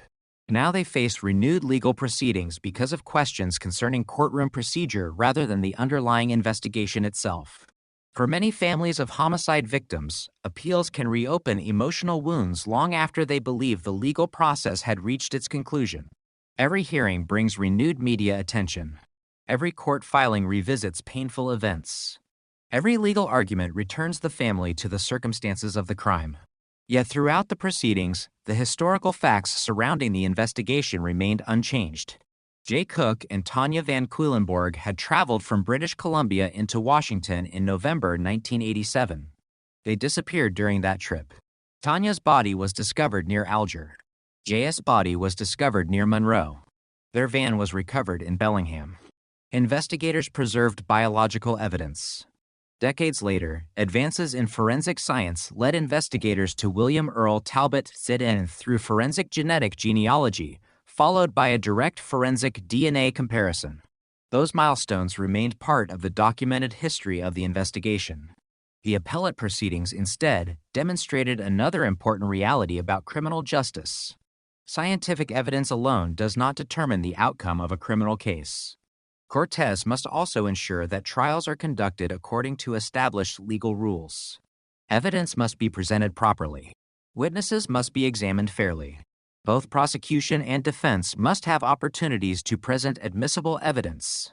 Only then can a verdict withstand appellate review. The Cook-Van Quedlinburg investigation therefore became significant in 2 different ways. First, it demonstrated the extraordinary potential of forensic genetic genealogy to identify suspects in long unsolved murders. Second, it illustrated that even groundbreaking forensic investigations remain subject to the same constitutional protections that govern every criminal prosecution. Investigators across North America continued studying the case. Cold case units recognized that preserved biological evidence could hold answers for decades. Forensic laboratories refined genealogical techniques. Law enforcement agencies developed policies governing the use of investigative genetic genealogy, recognizing both its investigative value and the privacy questions it raised. The Cook and Van Quedlinburg murders became one of the earliest and most closely watched examples of those developments. What had begun as a tragic double homicide in 1987 had evolved into a landmark investigation influencing homicide inquiries throughout the United States and beyond. But beneath the legal arguments, the scientific advances, and the national attention remained to young lives that had been cut short. Jay was 20 years old. Tanya was 18. They had crossed the border expecting nothing more extraordinary than a shopping trip and the collection of furnace parts for a family business. Instead, their journey ended in one of the Pacific Northwest's most enduring criminal investigations. For decades, investigators refused to abandon the evidence. For decades, the families refused to abandon hope. And for decades, the unknown DNA profile waited silently inside an evidence file, carrying a name that science had not yet learned how to uncover. By the time that name was finally identified, an entire generation had grown up. Detectives had retired. Laboratory technology had transformed. Entire fields of forensic science had been created. Yet the evidence collected in November 1987 remained exactly where it had always been, carefully preserved, patiently waiting for the future. The future eventually arrived. For investigators, the Cook and Van Quedlinburg case became a landmark in forensic history. For scientists, it became one of the earliest demonstrations of what investigative genetic genealogy could accomplish. For prosecutors, it became a complex legal case stretching across decades. But for the people who had loved Jay Cook and Tanya Van Quedlinburg, none of those descriptions captured the reality they had lived since November 1987. For them, the case was never about technology. It was about absence. Every cold case leaves behind more than evidence. It leaves birthdays that are no longer celebrated, Holidays marked by empty chairs. Family photographs that stopped growing because one chapter ended far too soon. Jay Cook was only 20 years old. Tanya Van Cuylenborg was 18. They had left Vancouver Island believing they would return home within days. Their plans were ordinary. Their destination was familiar. There was nothing extraordinary about a cross-border shopping trip in the Pacific Northwest during the late 1980s. Thousands of Canadians crossed into Washington every week. Their journey became extraordinary only because they never came home. During the early years of the investigation, their families worked closely with investigators in both Canada and the United States. Every new lead offered hope. Every telephone call carried the possibility of a breakthrough. Every report from detectives was followed with careful attention. As months became years, that hope changed. It did not disappear, but it became quieter, more patient. Families connected to unsolved homicides often describe living in two different worlds at the same time. One world continues moving forward. Careers change. Children grow older. Parents age. Entire decades pass. The other world remains permanently fixed on the day everything changed. For Jay and Tanya's families, November 1987 never completely disappeared. Every anniversary returned them to the beginning. Meanwhile, investigators continued preserving every piece of evidence collected during the original investigation. This decision would become one of the defining strengths of the case. Evidence preservation is often invisible to the public. Crime scene exhibits are carefully packaged, documented, stored, and protected under strict procedures. Biological samples must remain uncontaminated. Every transfer is recorded. Every examination is documented. These procedures may seem routine, but in cold cases, they become invaluable. The evidence recovered in 1987 survived because investigators understood that scientific methods would continue to evolve. They could not predict forensic genetic genealogy. They could not predict the DNA technology that would exist 30 years later. What they could do was ensure the evidence remained available. That foresight ultimately made the breakthrough possible. As DNA science advanced during the 1990s and 2000s, the Cook-Van Cuylenborg investigation remained active within cold case units. Detectives periodically reviewed the files whenever improvements in forensic methods created new opportunities. Each review followed the same principle. Do not assume that yesterday's limitation will still exist tomorrow. That philosophy became increasingly important as other cold cases across North America began reaching successful conclusions through DNA evidence. Investigators watched these developments carefully. Every solved case demonstrated that preserved biological evidence still had the potential to answer old questions. By the time forensic genetic genealogy emerged as a practical investigative tool, detectives recognized that the Cook-Van Cuylenborg murders possessed exactly the type of preserved biological evidence needed for advanced analysis. The decision to pursue genealogical research was not made lightly. It required cooperation between forensic scientists, genealogists, prosecutors, and investigators. The process demanded extensive review before moving forward. When genealogical analysis eventually pointed investigators toward William Earl Talbot Eames, detectives still understood that genealogy alone could not close the case. Independent forensic confirmation remained essential. The direct DNA comparison ultimately provided that confirmation. When Talbot was arrested in May 2018, the announcement attracted international attention. The murders had occurred near the Canadian border. The victims were Canadian citizens. The investigation had involved cooperation between agencies in two countries. News organizations in both Canada and the United States reported that one of the Pacific Northwest's longest-running cold cases had finally produced an arrest. For many members of the public, another aspect of the story stood out. The murders had been solved not because someone suddenly confessed, not because a forgotten witness appeared, not because investigators stumbled across new physical evidence. The breakthrough came because evidence preserved for decades could finally be understood using scientific methods that did not exist when the murders occurred. That realization transformed public understanding of cold cases. Old investigations were no longer viewed simply as unsolved. They became investigations waiting for future science.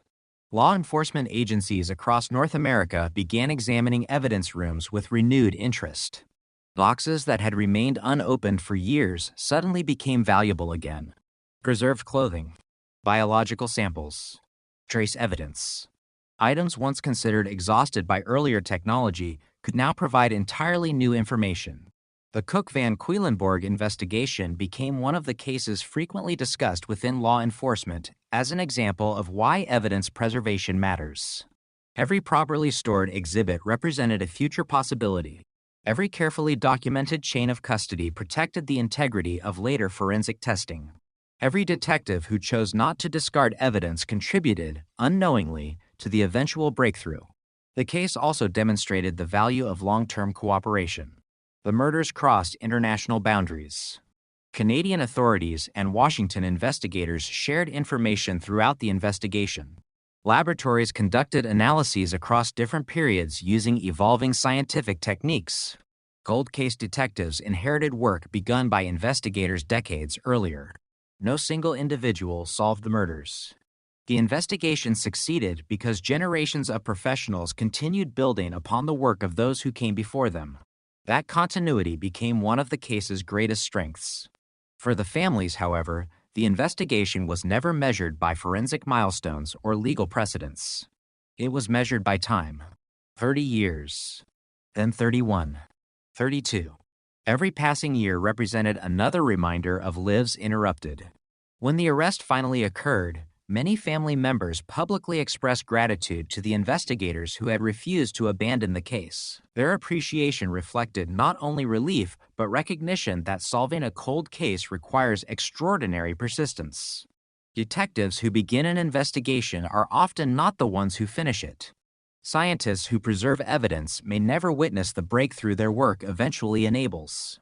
Justice in cold cases is often a relay rather than a sprint. One generation carries the investigation forward until another generation possesses better tools. That was precisely what happened here. The evidence remained patient. The investigators remained determined. The families remained hopeful. And eventually, science connected all three. The murders of Jay Cook and Tanya Van Quedlinburg became more than a solved cold case.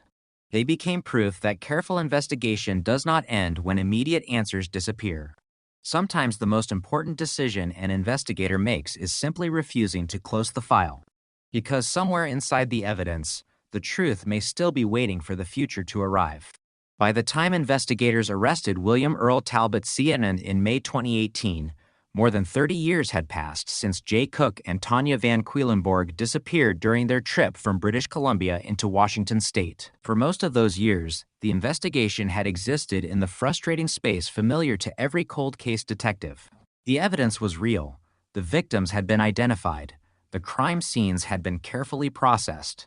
The biological evidence had been preserved. Yet the person responsible remained unknown. The case had not failed because investigators lacked determination. It had stalled because science had not yet reached the point where the available evidence could reveal a name. That distinction became one of the most important lessons in modern criminal investigation. Cold cases are often described as investigations that have gone cold. In reality, many have not. Many remain active through periodic reviews, new forensic examinations, renewed witness interviews, and technological advances. The Cook and Van Quedlinburg investigation demonstrated exactly how a case can remain alive for decades without producing immediate public developments. Following the arrest, investigators and prosecutors explained that the breakthrough depended upon to separate scientific processes. The first was forensic DNA analysis. The second was forensic genetic genealogy. Although they are closely connected, they are not the same. Traditional forensic DNA analysis compares a crime scene profile against known reference samples. If an individual's DNA already exists in a qualifying law enforcement database, investigators may obtain a direct match. That never happened in this investigation. Instead, detectives turned to forensic genetic genealogy, which searches for biological relatives rather than the offender himself. Genealogists then combine those genetic relationships with historical records to identify individuals who fit the available evidence.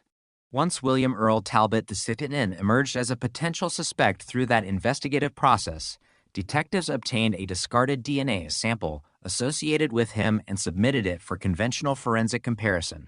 Only after that direct comparison matched the biological evidence from the original investigation did prosecutors move forward with criminal charges.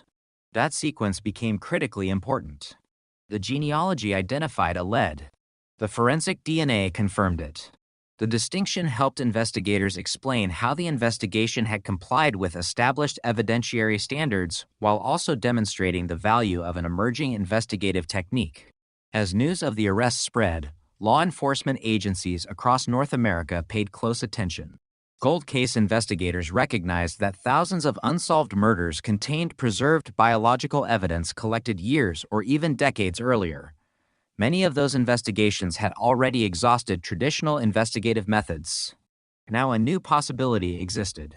The Cook and Van Queilenborg investigation showed that unidentified DNA no longer represented the end of the road. It could become the beginning of a completely different investigative strategy. The case also highlighted another reality often overlooked by the public.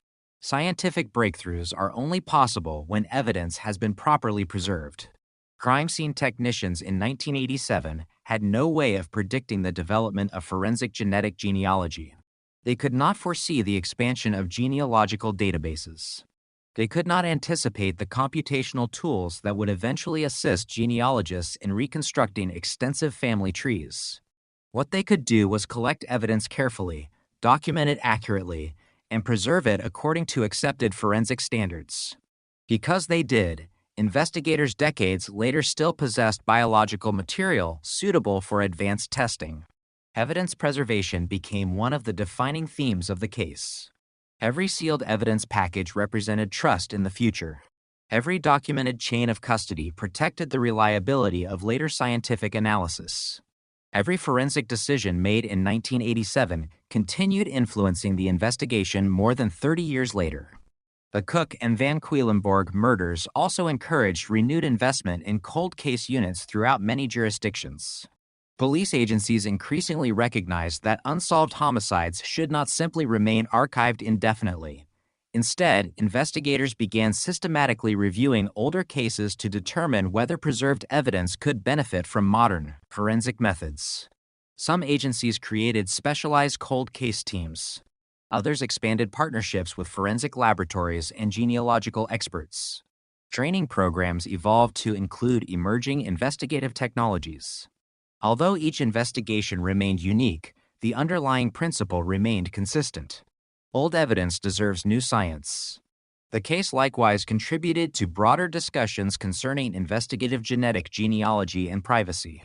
Because genealogical databases had originally been developed for ancestry research rather than criminal investigations, their use in law enforcement generated significant public debate. Policymakers, legal scholars, privacy advocates, and forensic experts examined questions regarding consent, access, and appropriate investigative safeguards. Those discussions extended well beyond the Cook and Van Queilenborg investigation. Nevertheless, the case became one of the prominent examples referenced during conversations about how the technology should be used responsibly. Many law enforcement agencies subsequently developed formal policies governing investigative genetic genealogy. These policies generally emphasize that genealogy functions as an investigative, led rather than courtroom evidence, requiring independent forensic confirmation before criminal charges are pursued. That principle reflected precisely what had occurred in this investigation. For the families of Jay Cook and Tanya Van Queilenborg, however, the scientific and policy discussions remained secondary. Their lives had been shaped by loss long before forensic genealogy entered the investigation. The breakthrough provided answers that had seemed impossible for decades. It identified the suspect. It explained why investigators had finally made an arrest. It demonstrated that the investigation had never been forgotten. Throughout the years, detectives had continued protecting the evidence because they believed future science might accomplish what earlier science could not. That belief had been justified. The investigation also underscored the extraordinary patience required by cold case work. Unlike television dramas, real homicide investigations rarely produce immediate breakthroughs. Evidence must be tested carefully. Laboratory procedures require validation. Investigative decisions require documentation. Genealogical research demands painstaking verification across multiple generations of family history. Months of work may eliminate only a single possibility. Progress often occurs quietly, without headlines or public announcements. The Cook and Van Cuylenborg case illustrated that reality. Its breakthrough appeared sudden only because decades of preparation had remained largely invisible. Behind the arrest stood thousands of investigative decisions stretching back to November 1987. Each decision mattered. Each report mattered. Each preserved sample mattered. By 2018, the investigation had become something greater than a single homicide case. It had become evidence that determination and scientific progress can eventually intersect. The unknown DNA profile that had remained anonymous for decades now carried a name. The mystery that had frustrated investigators across generations had finally begun yielding answers. But the case's influence was only beginning. Across North America, detectives opened evidence boxes that had not been examined in years. They looked at preserved biological samples differently. Instead of seeing investigations that had reached dead ends, they saw possibilities. And in police evidence rooms across the continent, countless forgotten files suddenly carried renewed hope because one investigation in Washington state had proven that sometimes the smallest fragment of DNA can speak long after every witness has fallen silent. For decades, the murders of Jay Cook and Tanya Van Cuylenborg remained defined by one overwhelming question. Detectives knew a violent crime had occurred. They knew where the victims had been found. They knew that biological evidence connected an unknown male to Tanya Van Cuylenborg's murder. Yet they did not know who that man was. The answer existed inside the evidence from the very beginning, but for more than 30 years, science lacked the ability to translate that answer into an identity. That reality is what separates many modern cold cases from those of previous generations. The evidence is often not missing. The technology simply has not caught up with it. When the murders occurred in November 1987, DNA profiling was still an emerging forensic discipline. The first criminal cases using DNA evidence had only recently demonstrated its potential. Laboratories possessed far fewer analytical tools than they do today. Processing biological samples required significantly larger quantities of genetic material, and the databases that now support criminal investigations did not yet exist. Even so, investigators recognized the importance of preserving every possible piece of forensic evidence. Crime scene personnel carefully collected biological material, documented where it had been found, and maintained strict chain of custody records. Those procedures may have appeared routine at the time, but they ultimately became the foundation upon which the entire investigation would later depend. As forensic science evolved during the 1990s, laboratories developed increasingly sensitive methods for analyzing DNA. Short tandem repeat, or STIRGER, profiling became the accepted standard for forensic identification in the United States. Scientists could generate reliable genetic profiles from much smaller biological samples than had previously been possible. These advances allowed investigators to establish an unknown DNA profile connected to the Cook and Van Cuylenborg investigation. The profile itself represented an extraordinary achievement. It identified one unknown individual with remarkable scientific precision. But it still lacked a name. Investigators compared that profile against criminal DNA databases, hoping the offender had previously provided a qualifying sample through another criminal case. The comparison produced no match. For many years, that absence defined the investigation. The DNA existed. The identity did not. Then another scientific revolution quietly began changing forensic investigations. Forensic genetic genealogy approached the problem from an entirely different direction. Rather than asking whether the unknown DNA matched someone already known to law enforcement, genealogists asked whether the unknown person shared ancestry with individuals who had voluntarily submitted DNA for genealogical research. The distinction changed everything. Human DNA carries information not only about individuals, but also about biological relationships. Parents and children share approximately half their DNA. Siblings, cousins, grandparents, and more distant relatives each share predictable portions of their genetic material. If investigators could identify relatives of the unknown individual, They might reconstruct family trees until only one person fit both the genetics and the known facts of the investigation. The process required extraordinary patience. Genealogists examined shared DNA segments. They reviewed historical records, birth certificates, marriage records, death certificates, obituaries, census documents, public archives. Each generation had to be verified before researchers moved to the next. The work resembled historical research as much as forensic science. Eventually, those separate disciplines converged. A family tree narrowed. Investigators focused on William Earl Talbot II. Only then did detectives return to traditional forensic practice. A discarded biological sample associated with Talbot was obtained through lawful investigative methods. The laboratory compared that sample directly with the preserved DNA recovered during the original investigation. The comparison produced a match. That scientific confirmation transformed an investigative lead into courtroom evidence. One of the remarkable aspects of the Cook and Van Cuylenborg investigation was that the evidence itself had remained fundamentally unchanged since 1987. The DNA had not become stronger. The biological material had not become different. Science had changed. Laboratory techniques had improved. Analytical methods had expanded. Investigators had learned new ways to ask questions of evidence that had been waiting silently for decades. This distinction became enormously influential within the forensic community. Many investigators realized that unsolved murders from the 1970s, 1980s, and 1990s might contain preserved biological evidence capable of benefiting from the same advances. The Cook and Van Cuylenborg case therefore represented more than one successful investigation.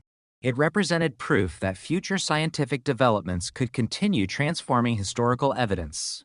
The case also emphasized an essential principle of forensic investigation.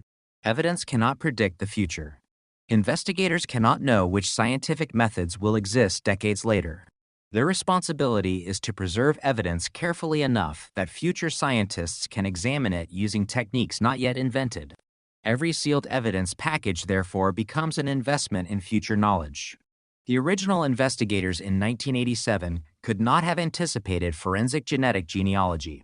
Yet because they preserved the evidence properly, later generations possessed the opportunity to apply it. This continuity between generations of investigators became one of the defining characteristics of the case. The detectives who processed the original crime scenes. The forensic scientists who preserved the biological evidence. The laboratory analysts who later developed the DNA profile. The genealogists who reconstructed family relationships. The detectives who conducted surveillance. The prosecutors who presented the evidence in court. Each stage depended upon the integrity of every earlier stage. No single breakthrough existed in isolation. The investigation succeeded because decades of careful work accumulated without interruption. The murders of Jay Cook and Tanya Van Cuylenborg also became a reminder that scientific certainty does not eliminate the human tragedy underlying every homicide investigation.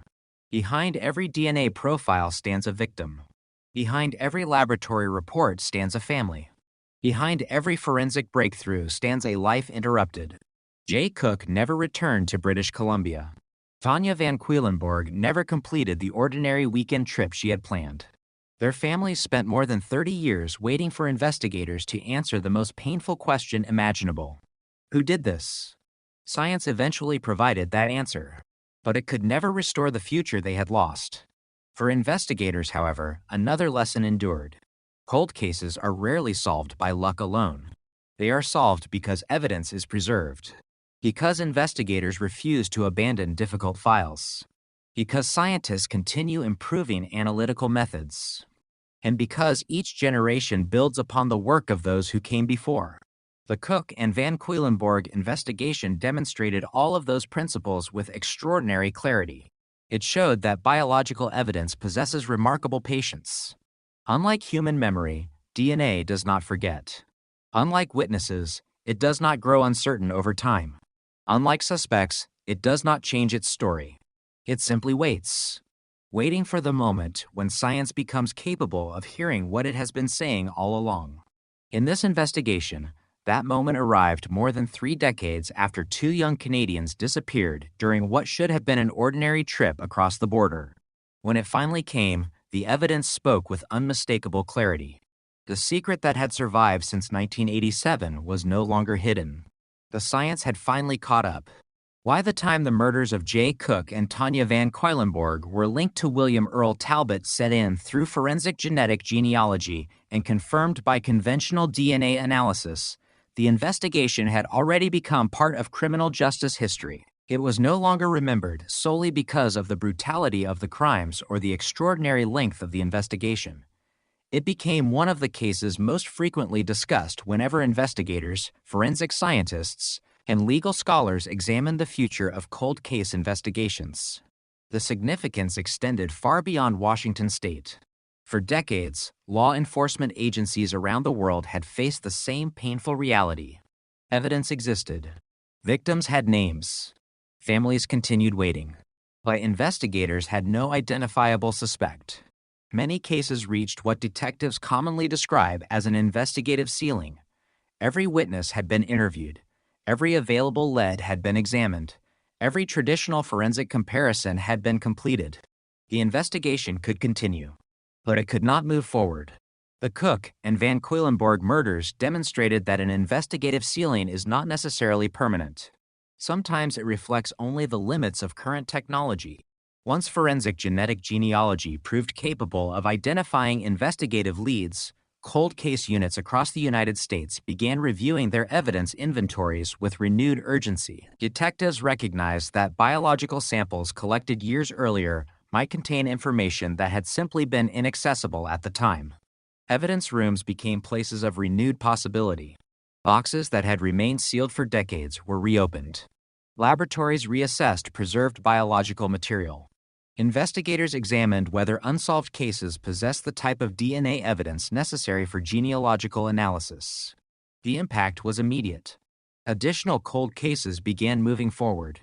Although every investigation remained unique, the Cook and Van Cuylenborg case served as one of the earliest demonstrations that careful evidence preservation combined with modern genealogy could transform an investigation once believed unsolvable. The case also highlighted the importance of collaboration. No single discipline solved the murders. Traditional homicide detectives documented the original crime scenes. Crime scene technicians preserved biological evidence. Forensic scientists generated DNA profiles. Genealogists reconstructed family histories.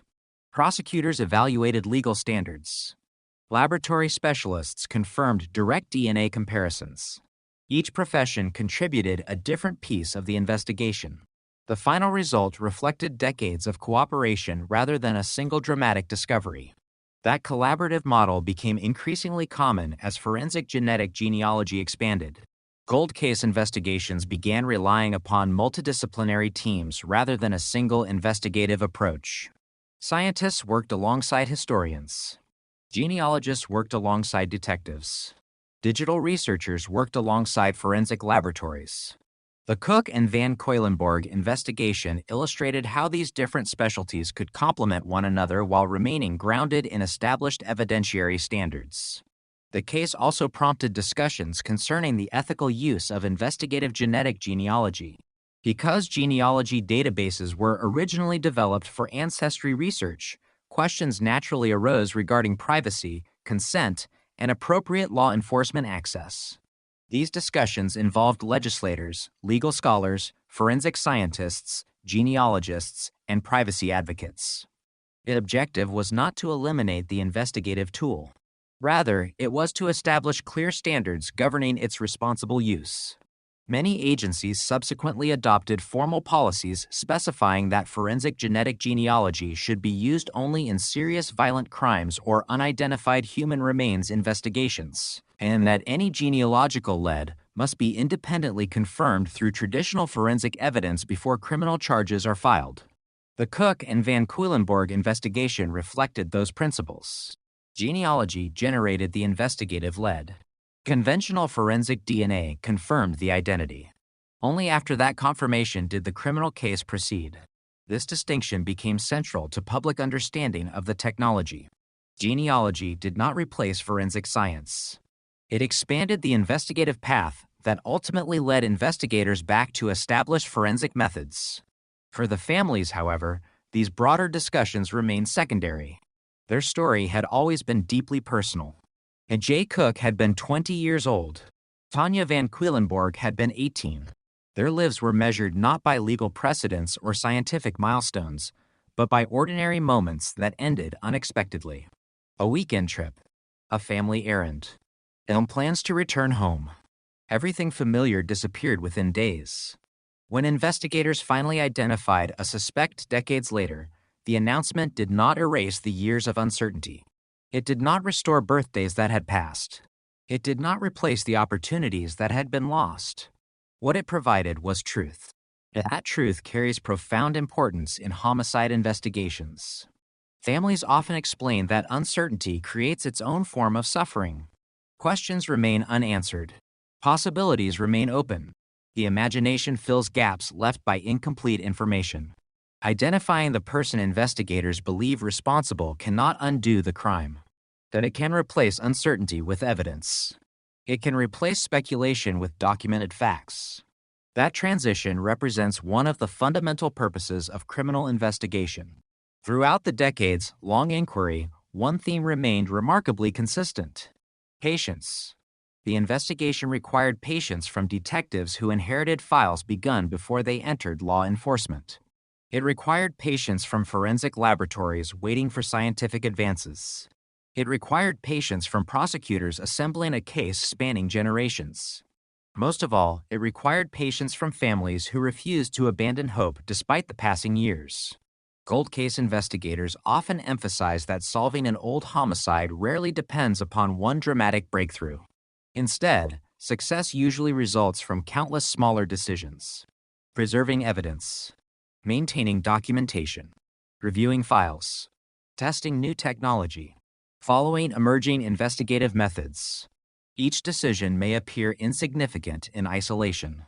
Together, they create the possibility of resolution. That is precisely what occurred in the murders of Jay Cook and Tanya Van Quillenborg. No witness suddenly remembered the killer, and no hidden confession emerged. No forgotten piece of evidence unexpectedly appeared. The critical evidence had existed from the beginning. Investigators simply needed 30 years of scientific progress before they could fully understand what that evidence revealed.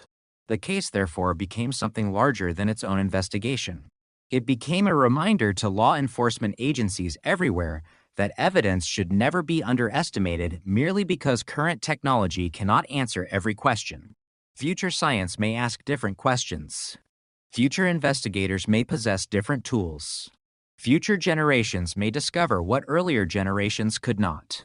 The evidence collected in November 1987 quietly demonstrated that principle for more than 3 decades. It remained unchanged. It remained preserved. It remained truthful. And when the necessary science finally arrived, it transformed one of the Pacific Northwest's most enduring mysteries into a landmark chapter in the history of modern forensic investigation. The murders of Jay Cook and Tanya Van Quillenborg stretched across more than 3 decades, but the investigation was never truly the work of a single detective, a single laboratory, or a single generation. It became something much larger. It became an example of how justice can outlive the careers of the people who first began searching for it. When the investigation started in November 1987, the world looked very different. There were no smartphones, and no social media, no digital mapping systems capable of instantly reconstructing travel routes. DNA analysis was still in its infancy. Forensic genetic genealogy did not exist as an investigative discipline. The detectives who first responded to the murders worked with the best tools available to them at the time.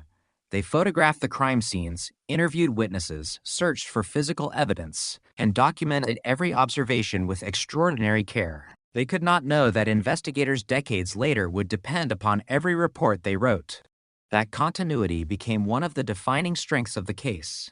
The evidence did not belong to one generation of investigators. It belonged to the investigation itself. Every detective who inherited the file accepted responsibility for continuing work that others had begun years earlier. Cold case investigations demand that kind of institutional memory. Unlike ordinary criminal cases, they often outlast careers. Detectives retire. Laboratory personnel change. Prosecutors move into different positions. Yet the evidence remains. The Cook and Van Quedlinburg investigation demonstrated how essential careful record-keeping becomes under those circumstances. Every evidence transfer had been documented. Every laboratory examination had been recorded. Every investigative decision could be reconstructed years later. Without that continuity, modern investigators would have struggled to understand what had already been done and what opportunities still remained. The case therefore became an important example within law enforcement training. Evidence preservation is not simply about solving today's crimes. It is about protecting tomorrow's opportunities. A properly maintained chain of custody allows future investigators to rely confidently upon evidence collected decades earlier. That principle proved indispensable in this investigation. The biological evidence recovered in 1987 remained suitable for advanced DNA analysis because it had been carefully preserved throughout the intervening years. The documentation accompanying that evidence allowed forensic scientists to understand its origin, handling, and integrity. Those details became critically important once prosecutors presented the case in court. Jurors needed confidence not only in the scientific testing, but also in the reliability of the evidence itself. That confidence depended upon decades of meticulous documentation. The investigation also highlighted another reality that often receives less public attention. Cold case work requires extraordinary persistence. Many investigations continue despite years without significant developments. Files are reviewed repeatedly. New technologies are evaluated. Laboratories revisit preserved evidence. Potential leads are reconsidered. Most reviews do not produce immediate breakthroughs. Yet investigators continue because they understand that scientific progress rarely follows predictable timelines. The Cook and Van Quedlinburg murders reflected exactly that pattern. For years, detectives possessed DNA evidence without possessing the ability to identify its source. The traditional database comparisons produced no answers. The evidence seemed complete, yet incomplete at the same time. Everything changed only when forensic genetic genealogy created an entirely new investigative pathway. That development reinforced another lesson for homicide investigators. Scientific limitations should never be mistaken for evidentiary limitations. Evidence may remain capable of answering questions that current technology cannot yet ask. This philosophy has increasingly influenced cold case investigations around the world. Rather than concluding that evidence has been exhausted, investigators now ask whether future scientific developments may reveal additional information. The Cook and Van Quedlinburg case became one of the strongest examples supporting that approach. The investigation also demonstrated the value of international cooperation.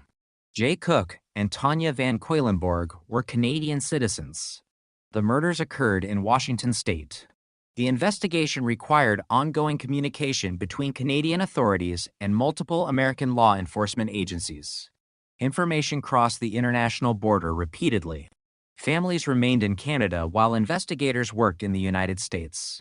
Despite these logistical challenges, cooperation continued throughout the investigation. That collaboration reflected the reality that violent crime does not always respect political boundaries. Successful investigations, therefore, depend upon agencies working together rather than independently. The case also reminded investigators that every homicide investigation begins with people rather than evidence. Jay Cook was remembered by those who knew him as a young man with plans for the future. Tanya Van Quedlinburg was remembered as a young woman whose life ended before adulthood had fully unfolded. Their names never disappeared from the investigation.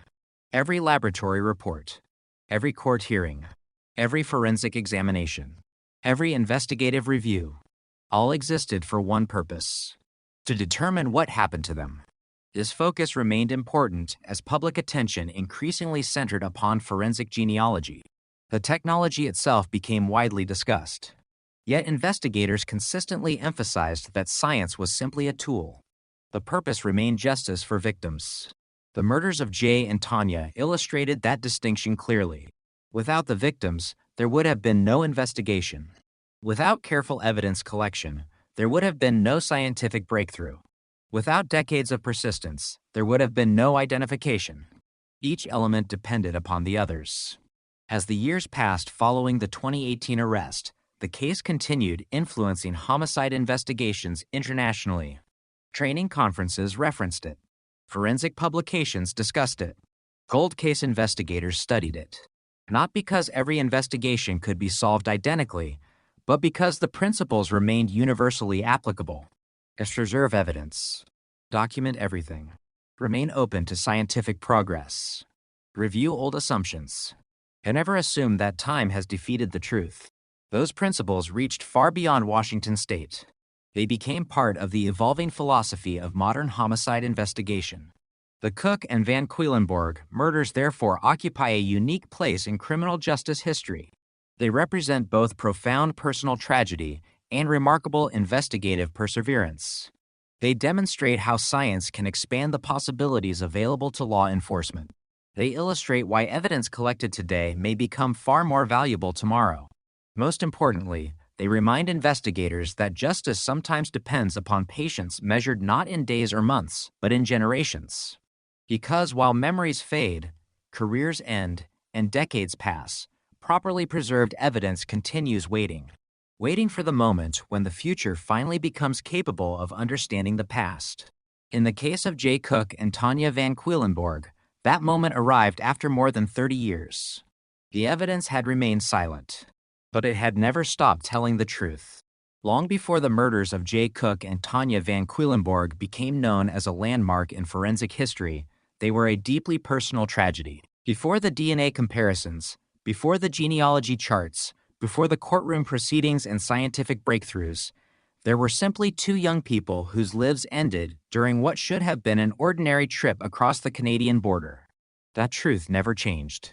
As investigators discussed forensic evidence and prosecutors prepared legal arguments, the families continued carrying memories that had nothing to do with laboratory reports.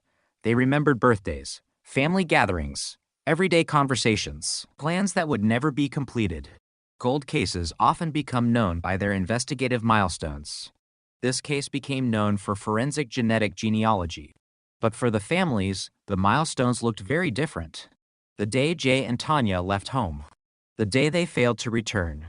The day investigators confirmed that Tanya had been found. The day Jay's body was discovered. The years that followed. The decades that followed. Then, finally, the announcement in 2018 that investigators believed they had identified the man responsible. For families affected by homicide, the passage of time rarely follows the same rhythm as it does for everyone else. The calendar continues. Life moves forward, but the unanswered questions remain fixed. Every anniversary brings the investigation back into focus. Every public update revives memories that have never completely disappeared. The Cook and Van Quedlinburg investigation became remarkable because those anniversaries continued for more than 30 years before an arrest was made. Throughout that period, law enforcement agencies never formally abandoned the investigation. Like many successful cold case inquiries, it remained active through periodic reviews. Evidence was re-examined. Laboratory techniques improved. Investigators reconsidered previous assumptions. Every significant advancement in forensic DNA technology created another opportunity to revisit the preserved biological evidence. This pattern reflects how many cold case investigations actually function. They are not forgotten. They evolve. As science changes, investigators return to evidence that earlier generations could not fully interpret. The murders of Jay Cook and Tanya Van Quedlinburg became one of the clearest demonstrations of this process. The evidence collected in November 1987 never changed. The questions investigators asked of that evidence did. That distinction transformed the investigation. The biological material recovered during the original inquiry eventually supported advanced DNA analysis. Later, it became suitable for forensic genetic genealogy. Finally, it led investigators toward William Earl Talbot II, whose identity was confirmed through conventional forensic DNA comparison. Each scientific step built upon the one before it. None replaced the earlier work. Instead, decades of investigation accumulated into a single chain of evidence stretching from the original crime scenes to the modern courtroom. The case also highlighted the importance of maintaining public confidence in forensic science. Investigators consistently explained that genetic genealogy itself was not the evidence presented to establish guilt. Rather, it served as an investigative method for identifying a possible suspect. The direct forensic DNA comparison remained the scientific evidence supporting the prosecution. This distinction became increasingly important as investigative genetic genealogy gained national attention. Law enforcement agencies recognized the need to explain the technology accurately. Public understanding depended upon recognizing that genealogy generated leads, while traditional forensic procedures provided courtroom evidence. The Cook and Van Cuylenborg investigation therefore became an educational example as well as a criminal case.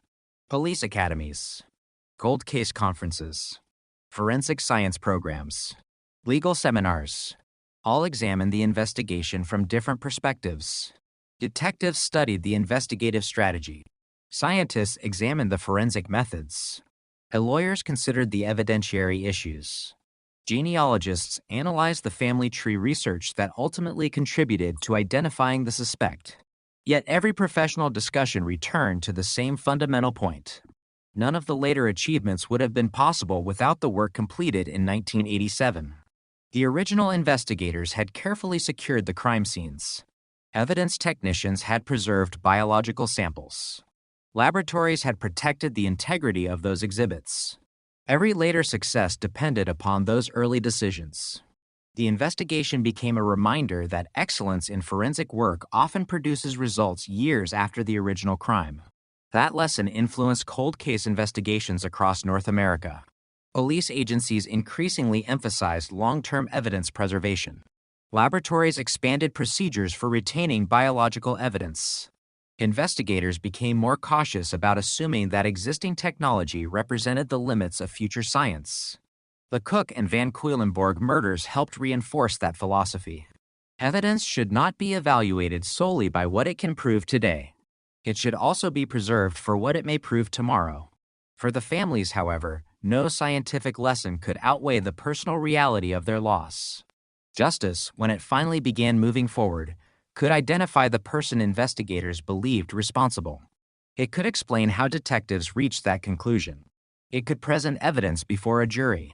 But it could not return November 1987. It could not restore the years that followed. It could not recreate the futures Jay and Tanya never had the opportunity to live. That truth remains at the center of every homicide investigation. Criminal cases often become remembered through legal decisions, investigative breakthroughs, or forensic milestones. The victims deserve to be remembered for something else. For their lives. Jay Cook and Tanya Van Cuylenborg were not simply names in an evidence file. They were two young Canadians who crossed the border expecting to return home. Instead, they became victims of one of the Pacific Northwest's longest-running murder investigations. Their case changed forensic history. It influenced cold case investigations throughout North America. It demonstrated the remarkable potential of investigative genetic genealogy. But beneath every scientific achievement remained the same human story that began more than 3 decades earlier. The families waiting. 2 lives interrupted. The names that investigators refused to forget. That refusal became the defining characteristic of the investigation. The detectives changed. The science changed. The legal landscape changed. The evidence remained. And because it remained, the search for truth never truly ended. It simply waited for the future to catch up with the past. Part 13. The Lasting Legacy of Jay Cook and Tanya Van Cuylenborg. Historically documented continuation, cinematic documentary voiceover. More than 3 decades separated the murders of Jay Cook and Tanya Van Cuylenborg from the scientific breakthrough that finally identified a suspect. During those years, the investigation became something larger than a single criminal case. It evolved into a defining example of how persistence, evidence preservation, and scientific innovation can intersect across generations. It also became a reminder that justice is rarely measured by speed alone. Sometimes it is measured by endurance. When investigators first processed the crime scenes in November 1987, they could not know that their work would still be examined decades later. Every photograph they took, every piece of evidence they sealed, Every report they completed would eventually become part of a historical record studied not only by detectives but also by forensic scientists, legal scholars, and law enforcement agencies seeking to improve future homicide investigations. The investigation therefore left two distinct legacies. The first belonged to criminal justice. The second belonged to the victims. From an investigative standpoint, the Cook and Van Cuylenborg case demonstrated the extraordinary importance of preserving physical evidence, even when immediate scientific methods appear limited. Modern forensic laboratories are often praised for technological breakthroughs, but those breakthroughs depend entirely upon evidence that has been collected and protected correctly. The DNA evidence that ultimately helped identify William Earl Talbot, Thedun, had not become stronger with age. It had not changed. Its value increased because science advanced. This principle continues shaping cold case investigations today. Law enforcement agencies now routinely review older homicide files whenever new forensic techniques become available.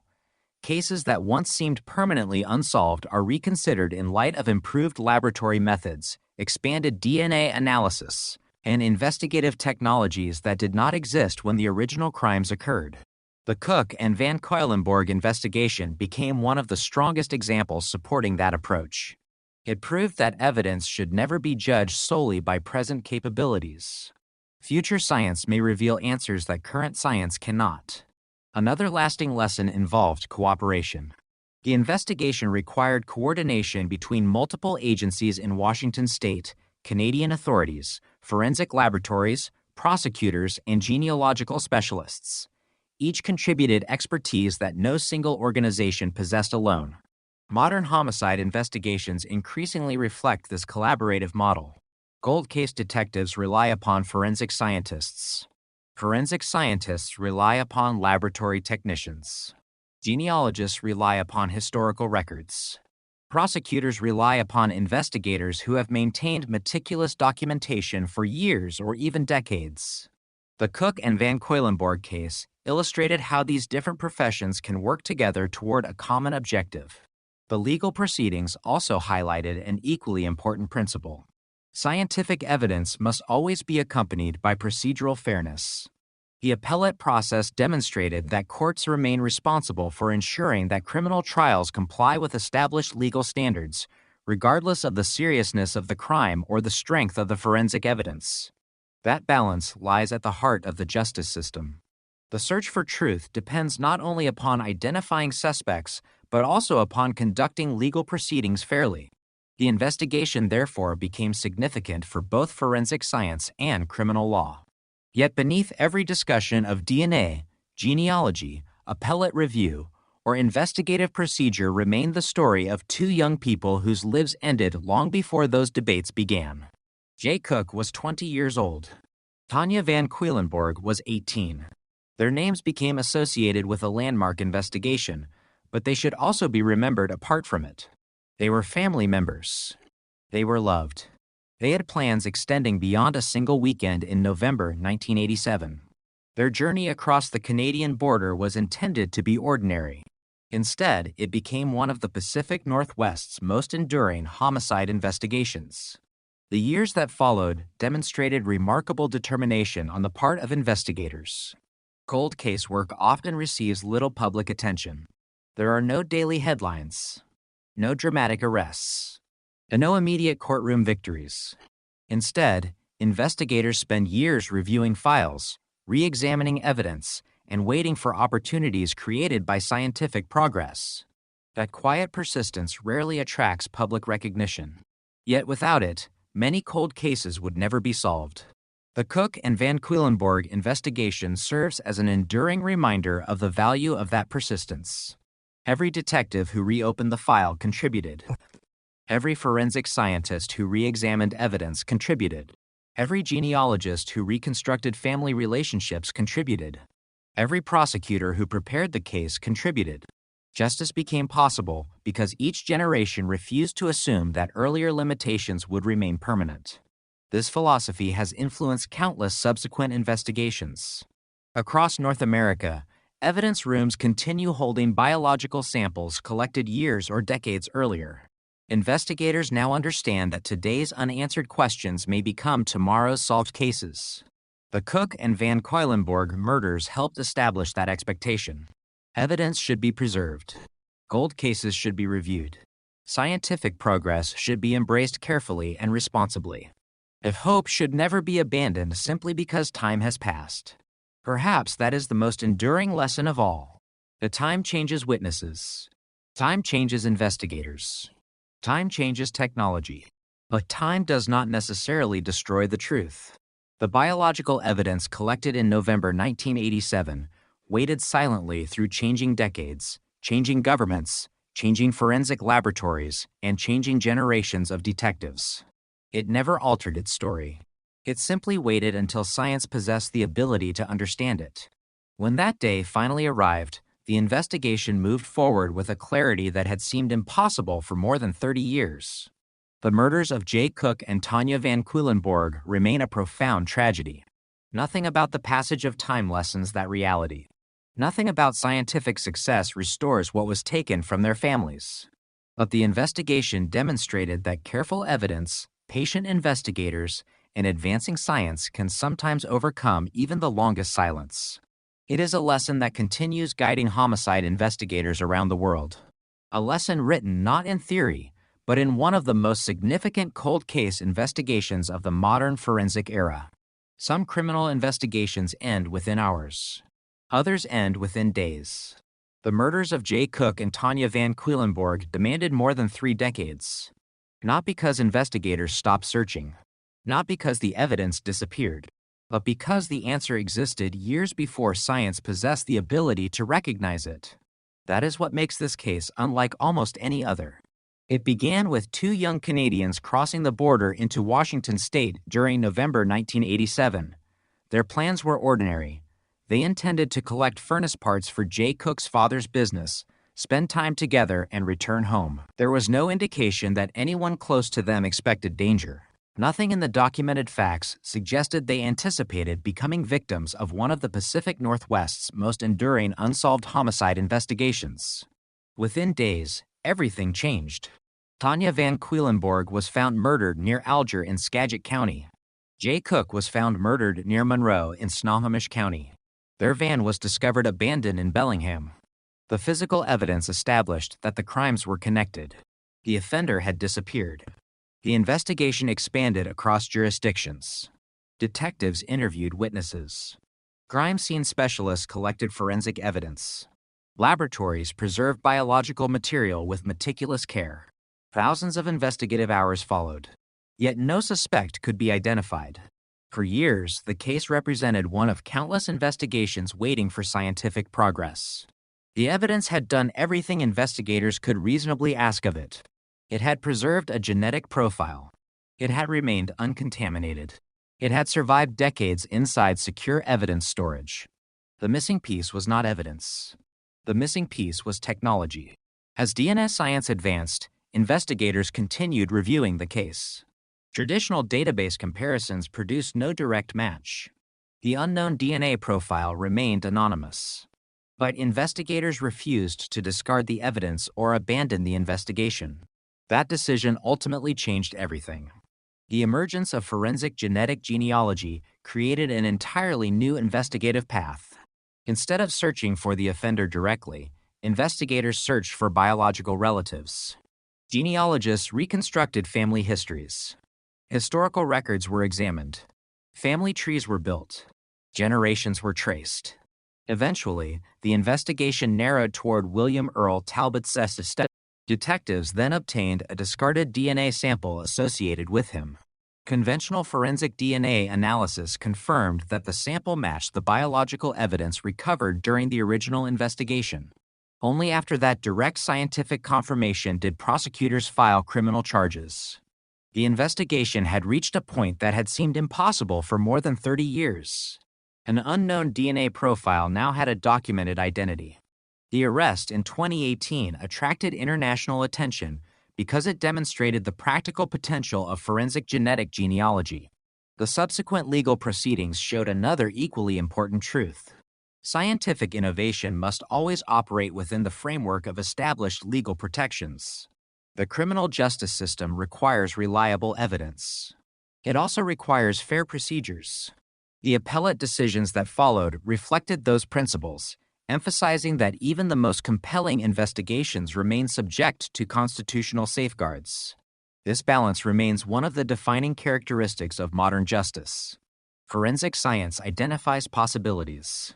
Courts evaluate admissible evidence. Juries determine facts. Appellate courts ensure that legal standards have been respected. The Cook and Van Cuylenborg investigation became significant because it demonstrated all of these elements working together across multiple generations. Yet beyond every legal discussion, every forensic advancement, and every investigative milestone remained the same human story. Jay Cook was 20 years old. Tanya Van Cuylenborg was 18. They were not remembered because they became part of forensic history. They became part of forensic history because their lives were taken. Their families waited through changing decades for answers. Investigators waited for science. Science eventually provided a path toward identification. Nothing about that process erased the tragedy, and nothing restored the years that had passed. Nothing returned the futures that had been lost. Justice in homicide investigations is never measured by perfect endings. There are none. Instead, justice is measured by the determination to continue searching for truth even after hope appears distant. That determination defined this investigation from beginning to end. The detectives who processed the original crime scenes in 1987 never stopped preserving the evidence. The investigators who inherited the files never stopped reviewing the case. The forensic scientists never stopped improving analytical methods. The genealogists never stopped tracing family relationships until the evidence pointed toward a single individual. Each generation carried the investigation forward. Each relied upon the work completed by those who came before. The case therefore stands as one of the clearest demonstrations that solving a cold case rarely depends upon one extraordinary moment. Instead, it depends upon thousands of ordinary decisions made correctly. Collect the evidence carefully. Document it accurately. Preserve it responsibly. Review it patiently. Remain willing to reconsider old assumptions. Trust that future science may answer questions current science cannot. These principles now guide cold case investigations throughout the world. The murders of Jay Cook and Tanya Van Cuylenborg helped reshape how investigators think about unsolved crimes. Evidence once considered exhausted is now viewed as a potential source of future answers. Cold case units routinely revisit decades-old investigations. Forensic laboratories continue refining methods capable of extracting new information from preserved biological material. Investigative genetic genealogy has become an important tool in appropriate cases, while agencies continue developing policies that balance its investigative value with legal and ethical considerations. The influence of this investigation therefore extends far beyond Washington state. Its lessons are taught in police academies. Its forensic methods are studied in laboratories. Its legal issues are examined in courtrooms and law schools. Its investigative persistence continues inspiring detectives working unsolved homicides around the world. But perhaps the greatest lesson is also the simplest. Truth has remarkable patience. It does not rush. It does not disappear simply because years pass. Sometimes it waits quietly inside an evidence envelope.